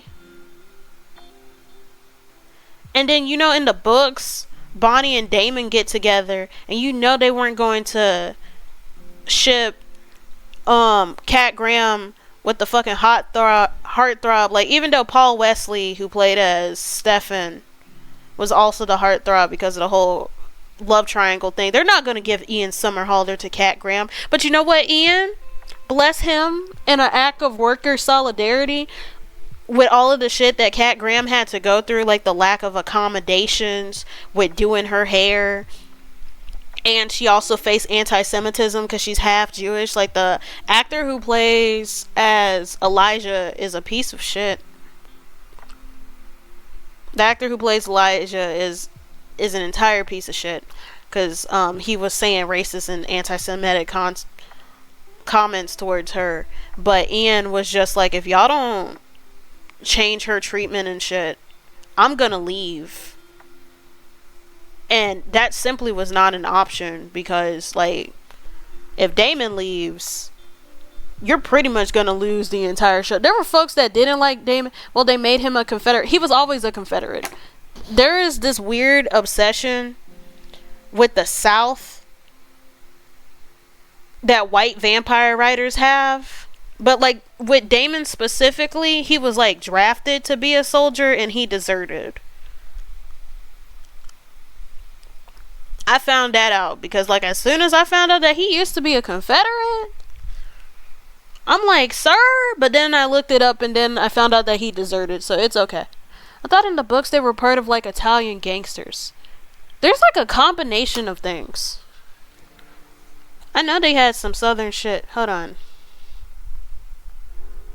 Because I haven't read the books, but I knew that the Confederacy thing was a part of book lore as well.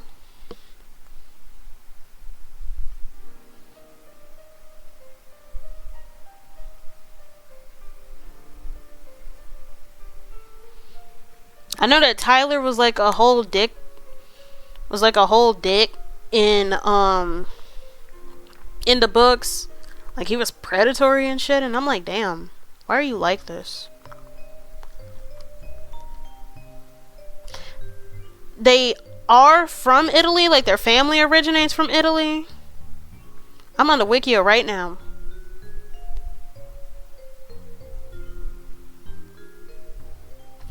They were noble aristocrats. And that's how they met Catherine in the time of the 15th century. Or it was just some Confederate bullshit going on in Mystic Falls in the book. Like, I know there was some racist shit going on.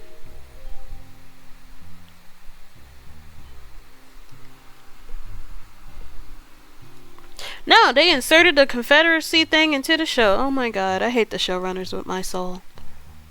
Yeah, it's show invented. And then had the nerve to have Bonnie cheering at a darn Civil War enactment with the Confederacy. Like, what the hell were they doing? What the hell is with white people in vampire lore? Okay, so I can't add the chains thing to the glasses because that'll be... Honestly, it'll get hidden by her hair. It'll get hidden by her hair.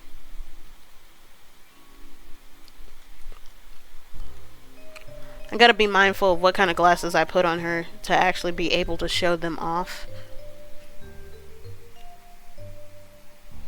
Princess Weeks did a great video on it. Yeah, I think I saw it about like the obsession with the Confederacy and stuff. I like Abe Lincoln Vampire Hunter because, like, okay, if we're gonna talk about it from a social commentary perspective, vampires being depicted as Southerners is pretty much brilliant and fantastic for two reasons. Considering that the first mainstream iteration of vampires in fiction, even though Carmilla exists, it doesn't have nearly the same impact as Dracula. I'm sorry lesbians. I'm sorry sapphics. But Carmilla is not that girl. Unfortunately, Dracula had more of an impact on popular fiction, and that's probably due to two reasons. One, that it's connected to a real life historical figure with a notorious reputation, and two, because it was a very prolific propaganda piece during the Victorian era. The reason why originally when vampires were like used as themes to talk about exploitation and danger and stuff, yeah, no one in Carmilla's book was hallucinating from paprika. But like the reason why vampires were like associated with exploitation and stuff was because it was very anti-immigrant propaganda, and they were painting Jewish and Romani people as a threat to Western civilization and stuff. So like the theme of quote-unquote exploitation was just a means to slander ethnic minorities at the time. So, but from the American context, using vampires as a allegory for slavery, especially with the way that chattel slavery was very brutal, and the exploitation of labor and stuff, American vampire literature has done better to keep that association without harming ethnic minorities. So that's one reason why vampires being Southern is a good motif. The other thing is simply making use of Southern Gothic. I feel like Southern horror and like swamp horror particularly are underutilized. Like when it's such a good juxtaposition, but a lot of people miss the point. Yeah, because it's a vampire, they're like, oh, hot immortal dude, and not the fact that like he owns slaves. I hate it here.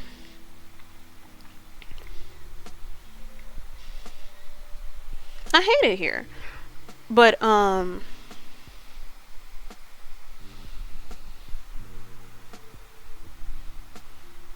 like, media literacy is dead. People care more about engaging in fiction with their crotch than thinking critically for 5 minutes.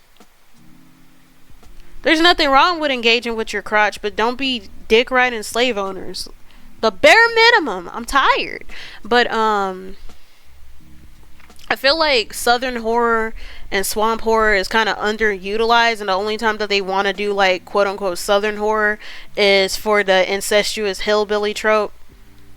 And that's like very tired and also very classist. It's tired and classist. Especially when, historically speaking, it's usually upper class people who do the incest stuff because of their ideas of purity and shit. Poor people have no fucking purity to worry about because they're poor. Like, yeah, there are poor people clans, but not even the Hatfields and the McCoys would do something like that, because that is simply such a huge taboo amongst poor ridden families. But like, I'll give an example of like the potential of Southern horror. I'll give two: Swamp Thing and Resident Evil Biohazard, the first Biohazard game, because they use the mystery of the swamp and like how the swamp has so many fungus and stuff, and you know that whole thing about decay is just an extent, is like the gray area of life and death or something like that.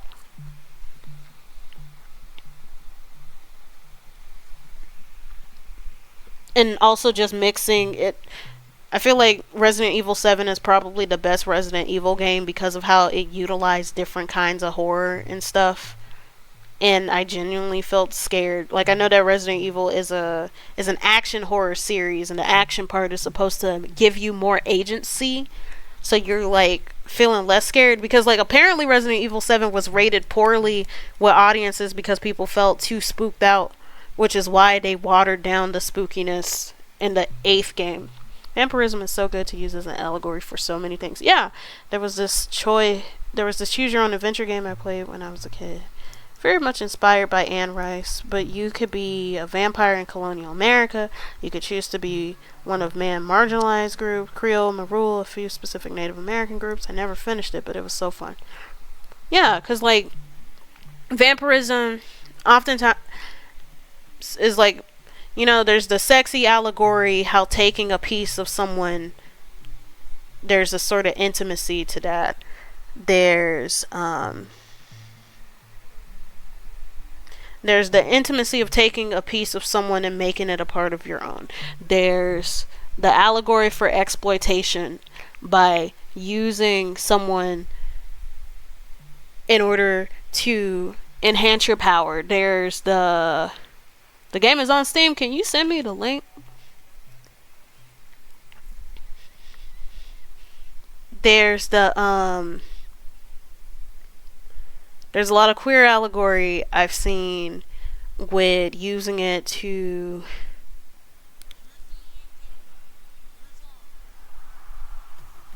you know how a vampire is an unnatural creature, and being stuck into the dark and being restricted from holy places speaks to the queer experience of religious persecution and stuff. There's so many different ways to portray vampirism, and I think that's part of why it's so cool. Yeah, you can send links in chat. Wait, hold on. Did I give you perm for that? Is there a perm for that? Is there a command for that? Give me just a moment.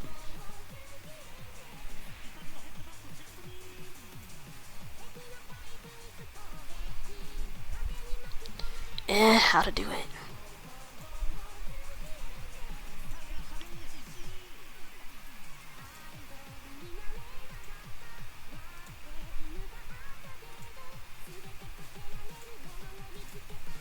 God damn it. Send it in C.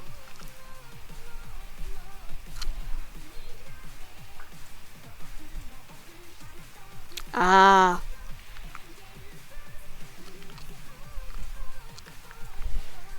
So give me just a minute.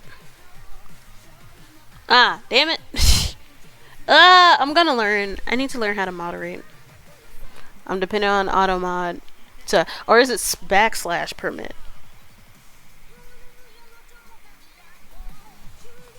Or is it allow? Or could you send it to me in DM? Me, when I learn how to moderate in real time.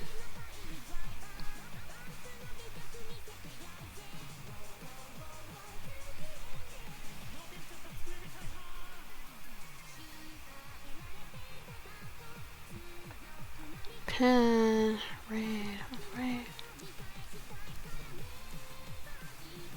Shield off, shout out, slow off subscribers. I'm gonna learn. I may be remembering the Streamlabs command. I'm gonna learn. I don't have Streamlabs. I use Stream Elements and OBS. I'm gonna learn though, cause like that's important. Like that's It's a very useful thing to have. I need to also get a moderation team because it's just like it would not be sustainable to like be like, oh yeah, I'm gonna get more people, and then I'm fumbling.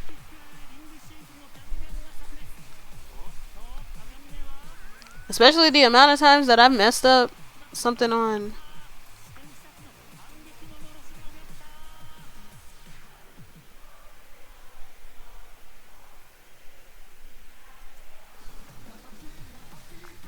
Like I cry.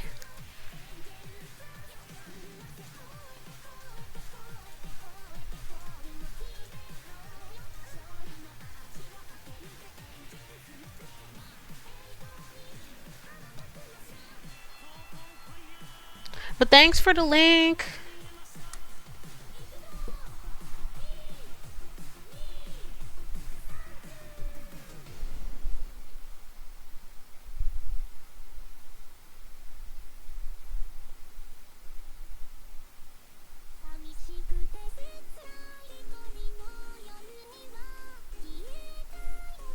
Actually, I'll be right back. I'm gonna get some water.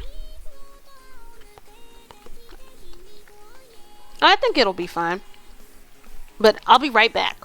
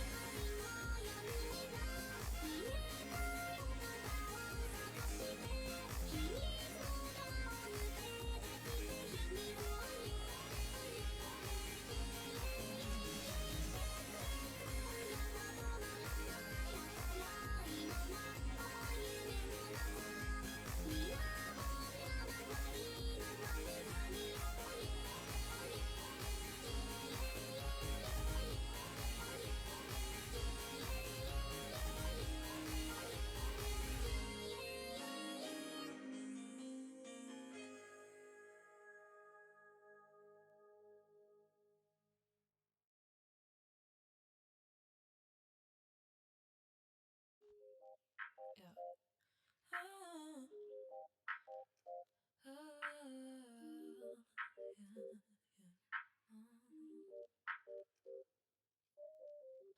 this distance got me crazy. I've been thinking about us lately, baby. I only see you through my phone screen.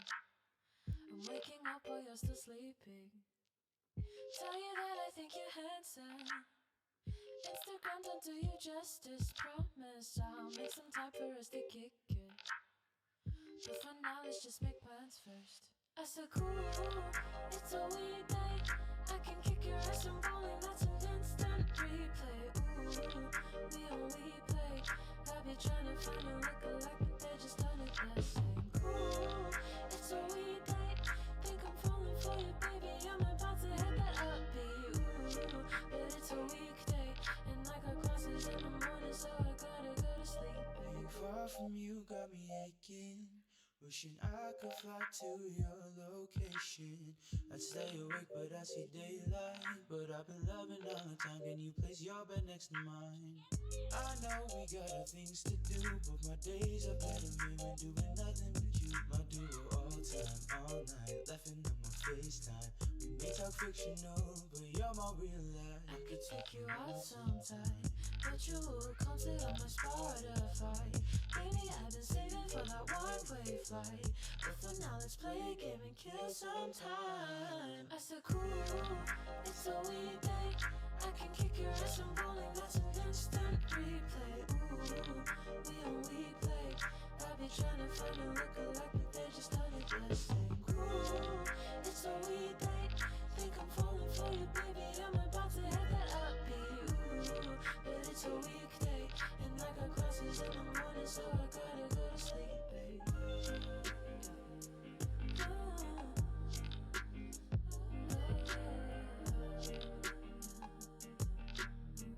Okay, I'm back.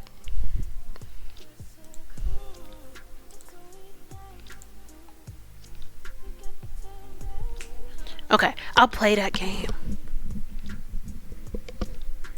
Cause it seems cool.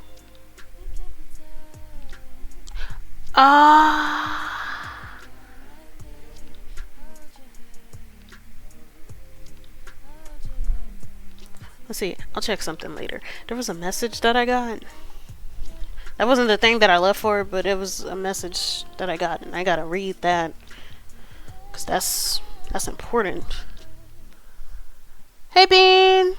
Hope you have fun with it. For sure, download the demo first. Yeah, I'll do the test run. Honestly, I probably should have played a demo of Subnautica. I don't know if I'm gonna play Subnautica.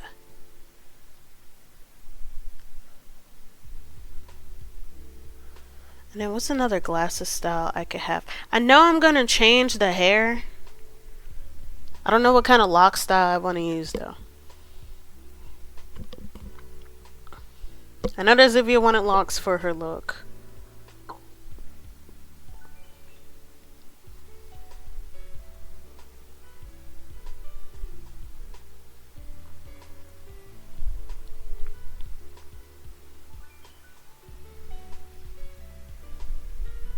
But how's it going, Bean? How's it been? It's been a bit.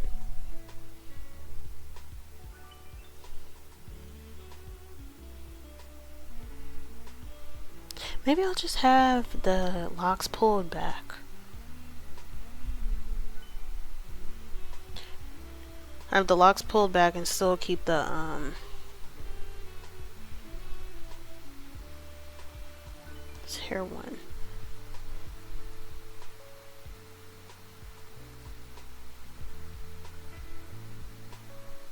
I know she's bald. Bald. Bald. Bald. But let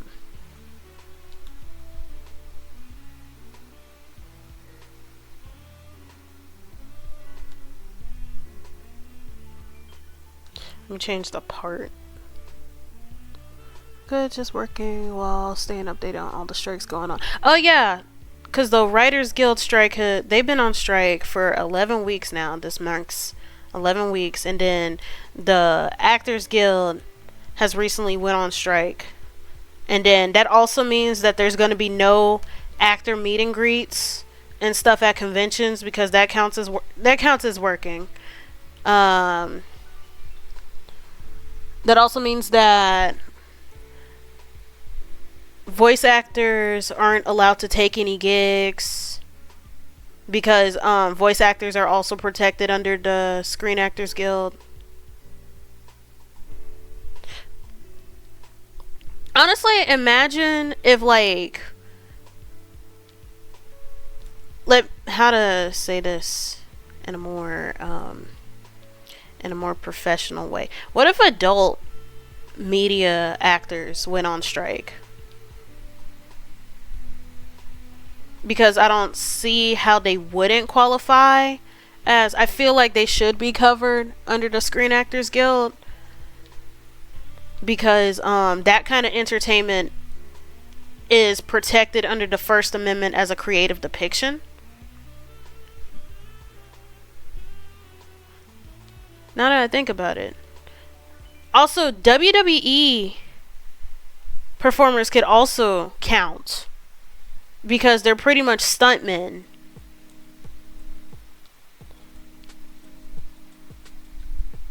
I don't like the way that I did this.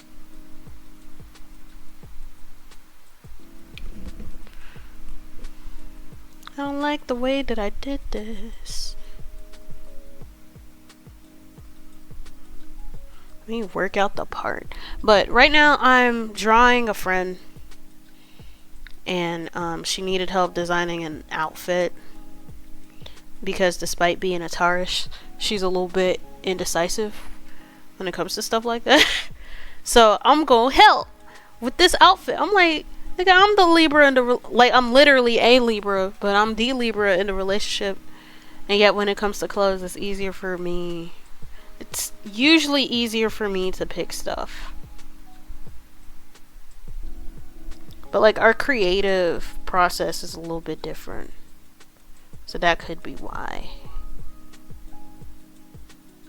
She's a lot more story oriented.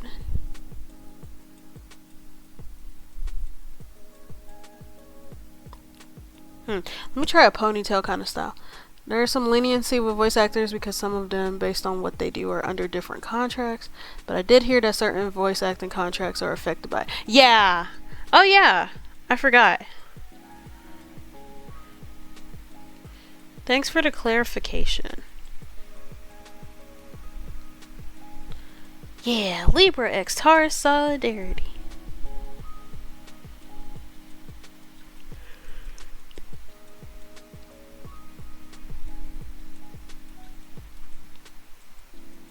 Zivia and I, we usually, we tend to, if we're not thinking the same kind of thought, we kind of help each other fill in the gaps, especially when it comes to creative things. We met while working on a video game with a couple of people that we knew, and we ended up breaking off and doing our own thing, because the project got canceled, and we're making a comic together. Astro girlies are always saying these signs don't get along. And I'm like, no, we're both Venus signs. Yeah! Not to mention, I take what's into the stars into consideration, but, life isn't as cut and dry.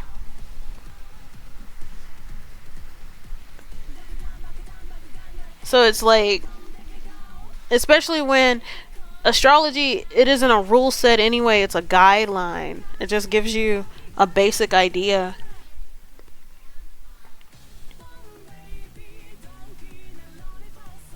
So there's some flexibility in order for you to shape the sort of future or whatever that you want. At least that's what I always treated astrology as. It's like the Pirates Code in Pirates of the Caribbean. It's not a rule, it's guidelines. Sure, me and my Libra bestie Lugga laugh at it. Yeah.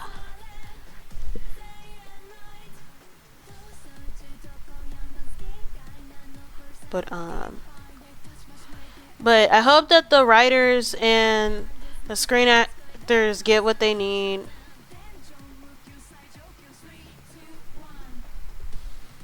Honestly, I hope that everybody goes on strike. Why not have a general strike? What the fuck is the government gonna do? Somebody's just like, well, they could kill us. And I'm like, yeah, but they literally depend on us to make shit happen. Number one. And number two, a lot of us are already dying anyways because we can't afford to live every day. So, like, that's not really much of a threat. At least to me.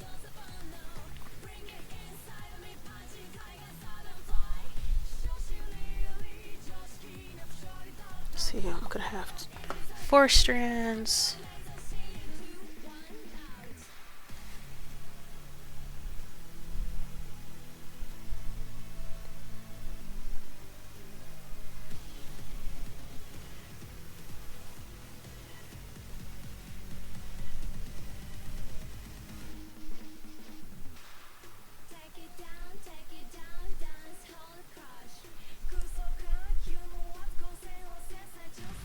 Let's see.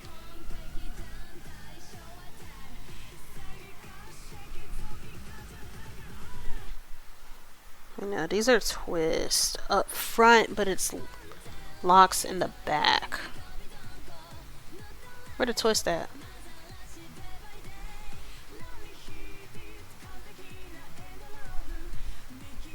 No.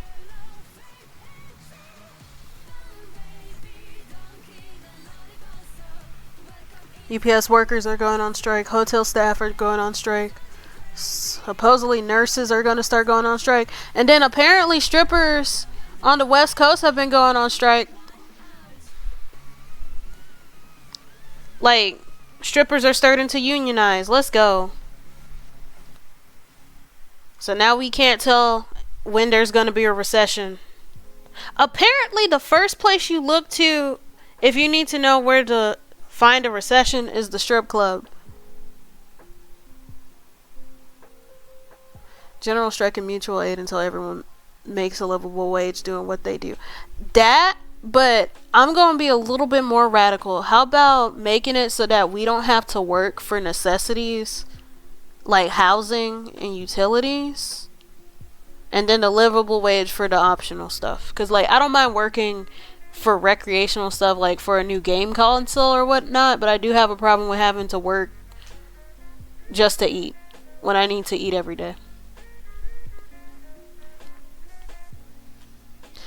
Nah, cause let's really shake it up. Yeah, cause like, no, I'm tired.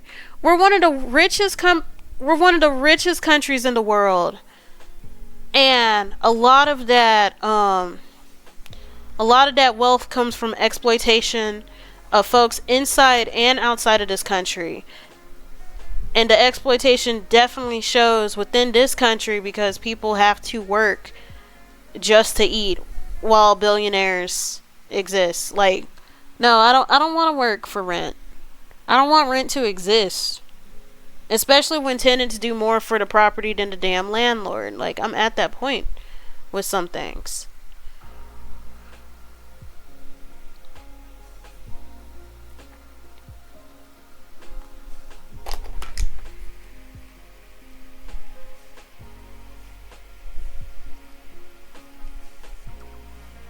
Like, it's not delivery, it's the struggle.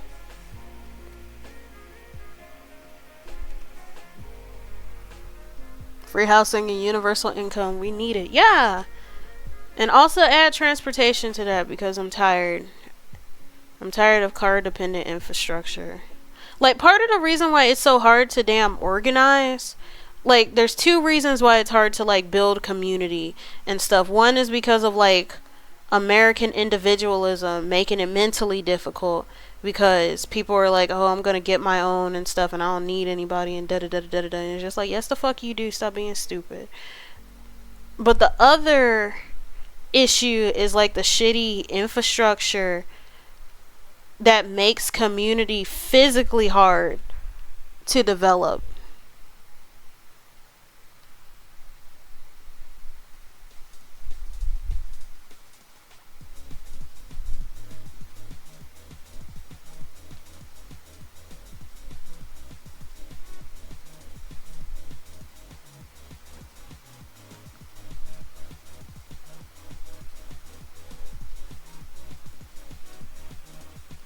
We were so close in 2020, but the airlines, press businesses, and the racism jumped right out. Yeah, I fucking hate it. Because, like, okay, my thing is with the airlines, you know, imagine if airlines, you know, you could still be the dominant business if you just switched your business model.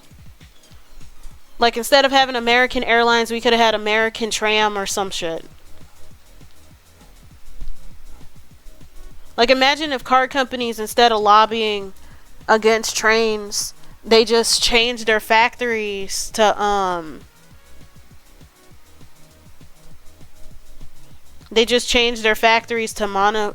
manufacturing train cars.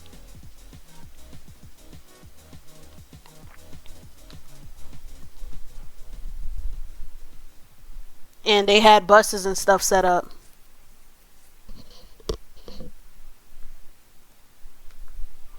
Oh, there is one thing that's stopping them from doing that. Greed.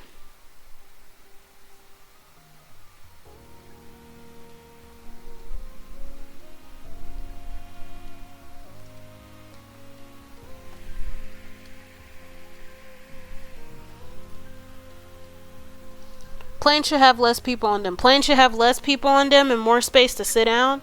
And I hate how fat activists are constantly berated when that's like literally a net positive for everyone.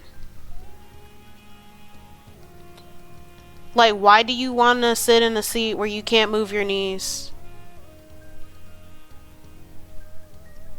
Like, why do you want that for yourself? Are you stupid? Oh, I do not like the way that I did the bunches. I'll deal with that in a moment.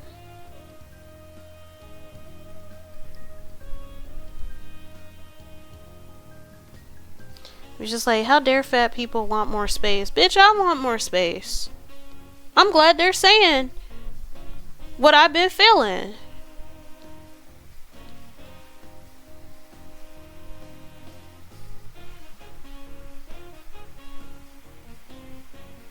They'll eat crow because their workforce is aging out and the military isn't training pilots as much. Yep.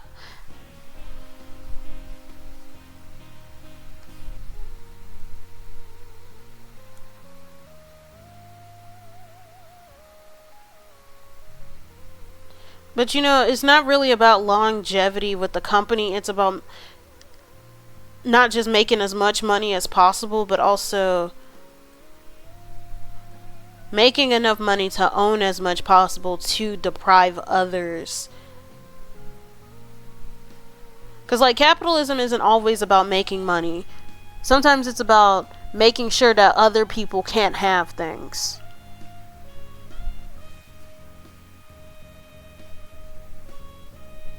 Yeah, all planes should look that cozy. You shouldn't have to pay several months worth of a paycheck just to have a fraction of comfort, especially when riding on a plane is very much a luxury thing in general anyways.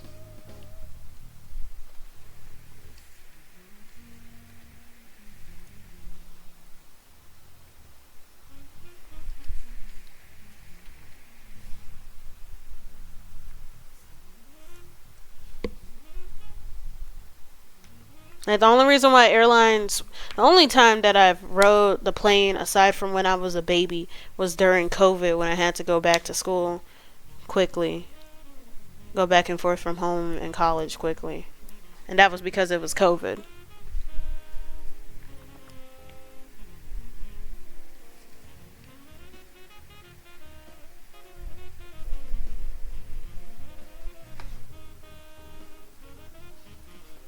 Also, how often does that timer with the VOD thing keep showing up?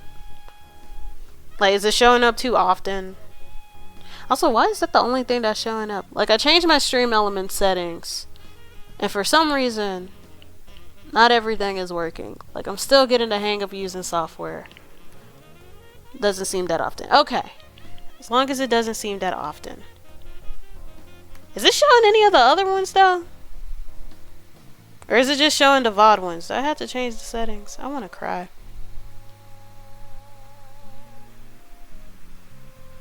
There's like a good 10-ish messages in between. I'll space it out just a wee bit more. Like, I wish that whenever you set up timers, they would like show how it looks in real time. Because I know that whenever you make stream alerts, it allows you to do that with stream alerts. Yeah, it's just VODs. I cry. It allows you to do that with stream alerts, but not for like the timer thing.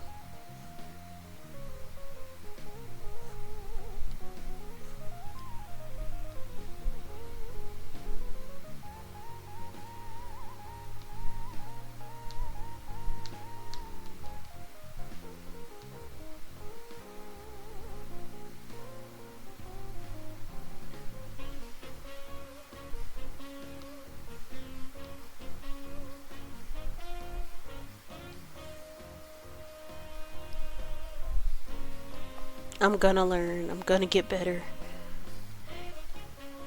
I'm gonna get good, guys.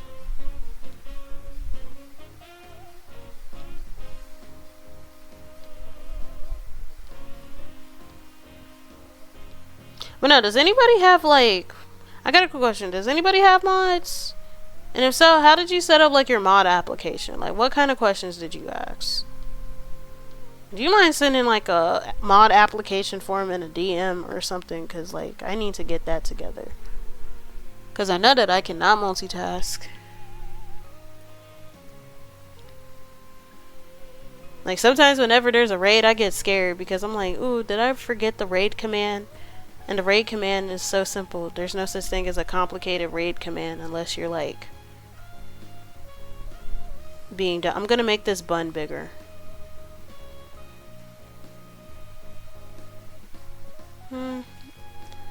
Maybe a little smaller.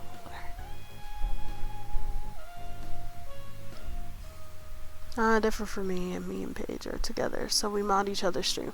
That's nice.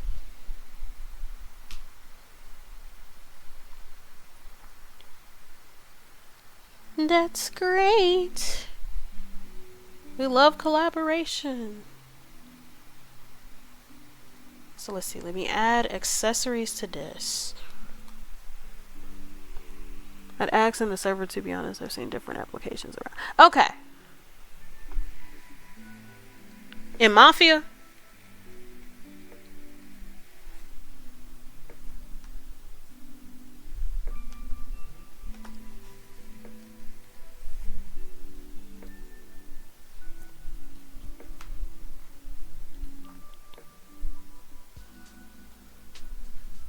Yeah, Mafia. Okay, I'll ask there. I like being in there. I find out a lot of things.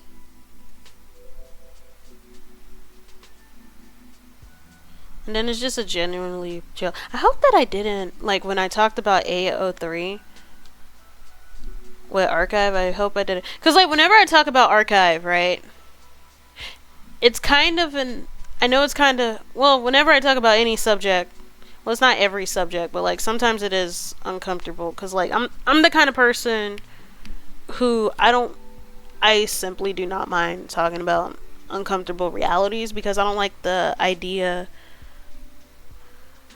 of, I understand the feel of never wanting to be uncomfortable, especially in entertainment spaces, because that's sort of an escape from that. But I'm very much if there's a problem, then temporary discomfort is good for long-term comfort, sort of thing. And I feel like when it comes to fandom spaces, because of how discrimination has been normalized, is why I'm the way that I am when it comes to Archive of Our Own.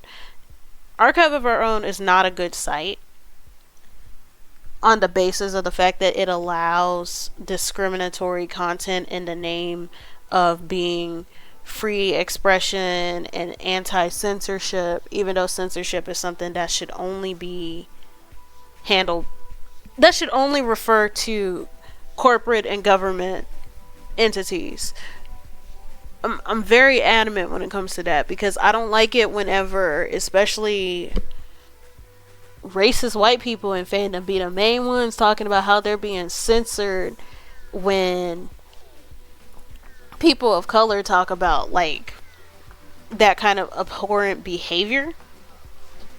So that's why I'm very specific when it comes to censorship being a government and a corporate thing. Whenever people in a community are talking about how there are certain behaviors that needs to be changed or certain things that shouldn't be permitted within a community space because that's antithetical to the spirit of community, I think that's fine. And that's why I shit on AO3, because like, okay, it doesn't have ads and it has a good search engine, but that's literally it.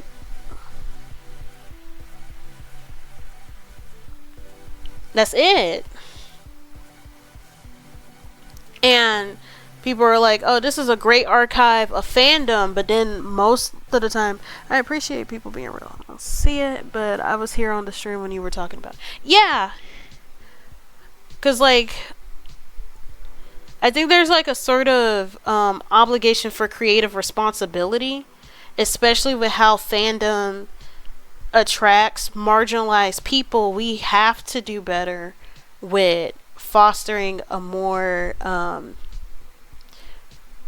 we have to do better with fostering a more hospitable place for marginalized people, and then also like stop painting Archive of Our Own as a great documentation of fandom, because oftentimes it has done more because of the audiences that it appeals to and the audiences that it isolates. To me, it really hasn't served its full potential as like an archive of fandom activity, because it's only catering to specific kinds of fans.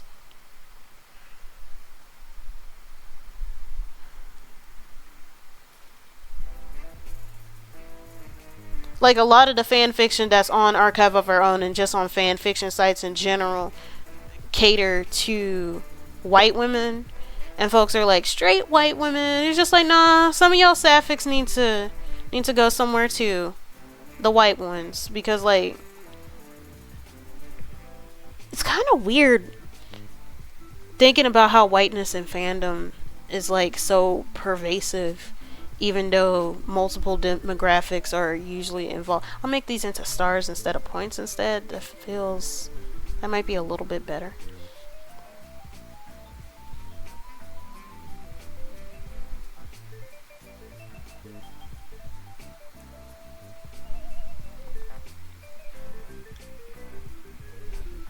But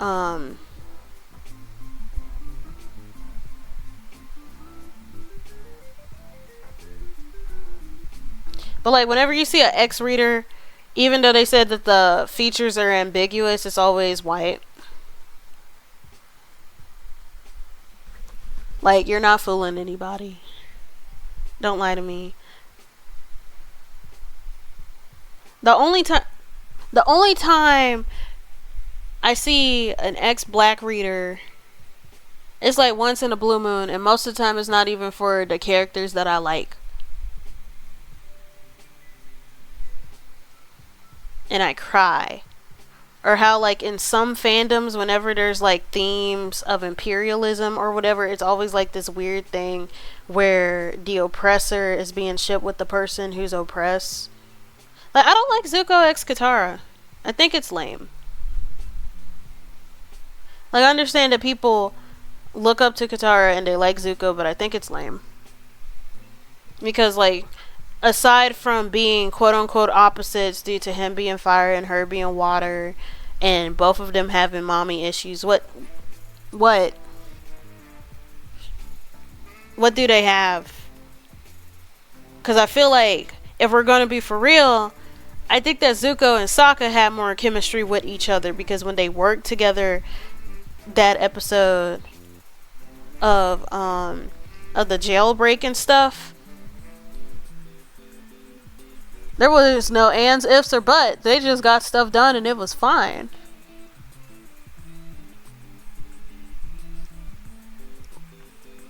You should basically explain more fandoms I read for are like BioWare games. Yeah, I cry. But like when it came to Zuko and Katara working together, it was like bringing out the worst.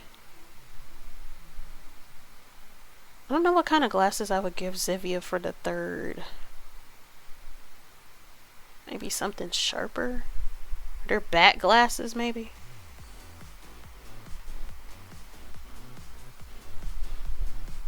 There are bat glasses.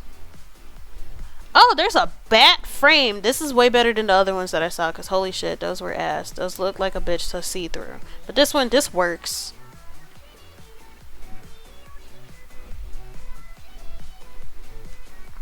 No, I'm tired of whiteness being a default everywhere, especially in fandom spaces that's supposed to be like minority oriented, but it really isn't. Like, we could do better. Because there's a lot of potential for it. There's definitely a lot of people. The spirit is there. The body just needs to get off its ass. And it'll be fine.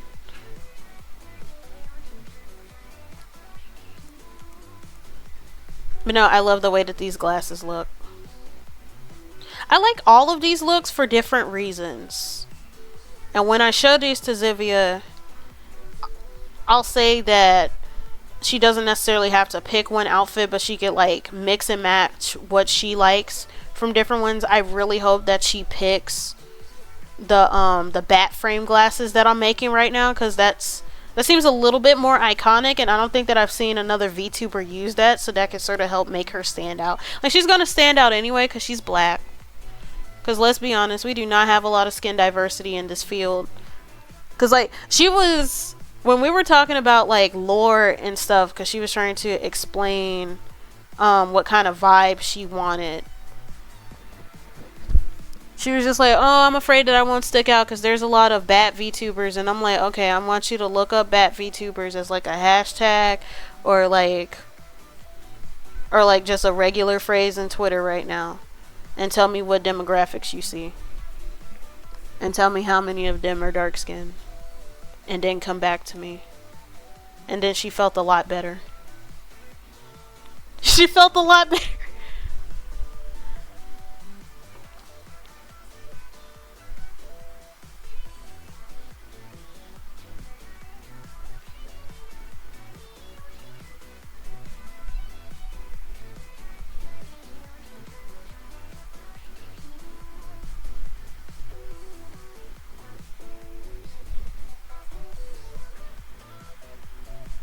Actually.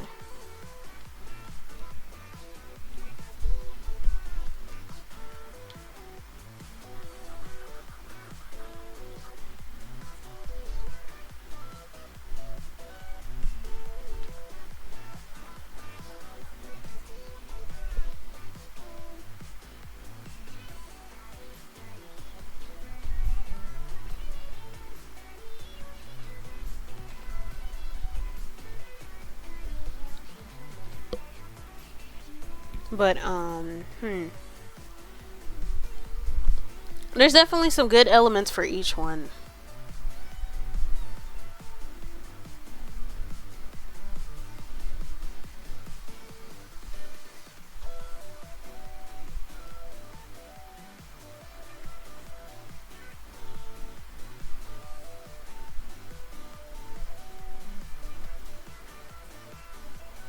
But I think this is a good place to end,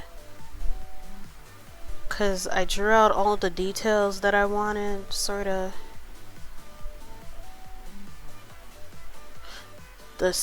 These pants could use some texture, these don't because they're pleated in the center. I looked away for a bit, but those frames are fire. Oh, let me show the full ones. Ta-da!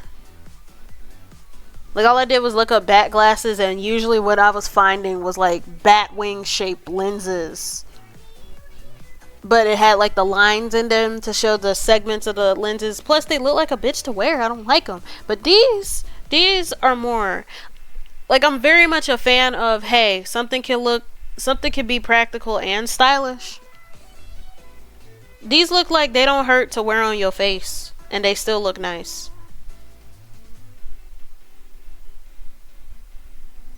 Like, I would love to have a pair for Halloween or something, or just for any time I'm feeling spooky. But, I think this is a good place to end. And then, the next art stream, if I'm not already done with this, I'll be, like, doing line work, and then I'll add the base colors, because I don't want to add any shading because these are like basic sketches that I'm trying to pitch to somebody. But yeah, they look like they'd be light. But thank you so much for coming. Actually, let's see if we can raid somebody. Who's on right now? Give me just a moment. Oh, Tree is streaming. I'll see you, Dion. Oh, you're already leaving? Never mind. We're not going to raid. But have a good evening.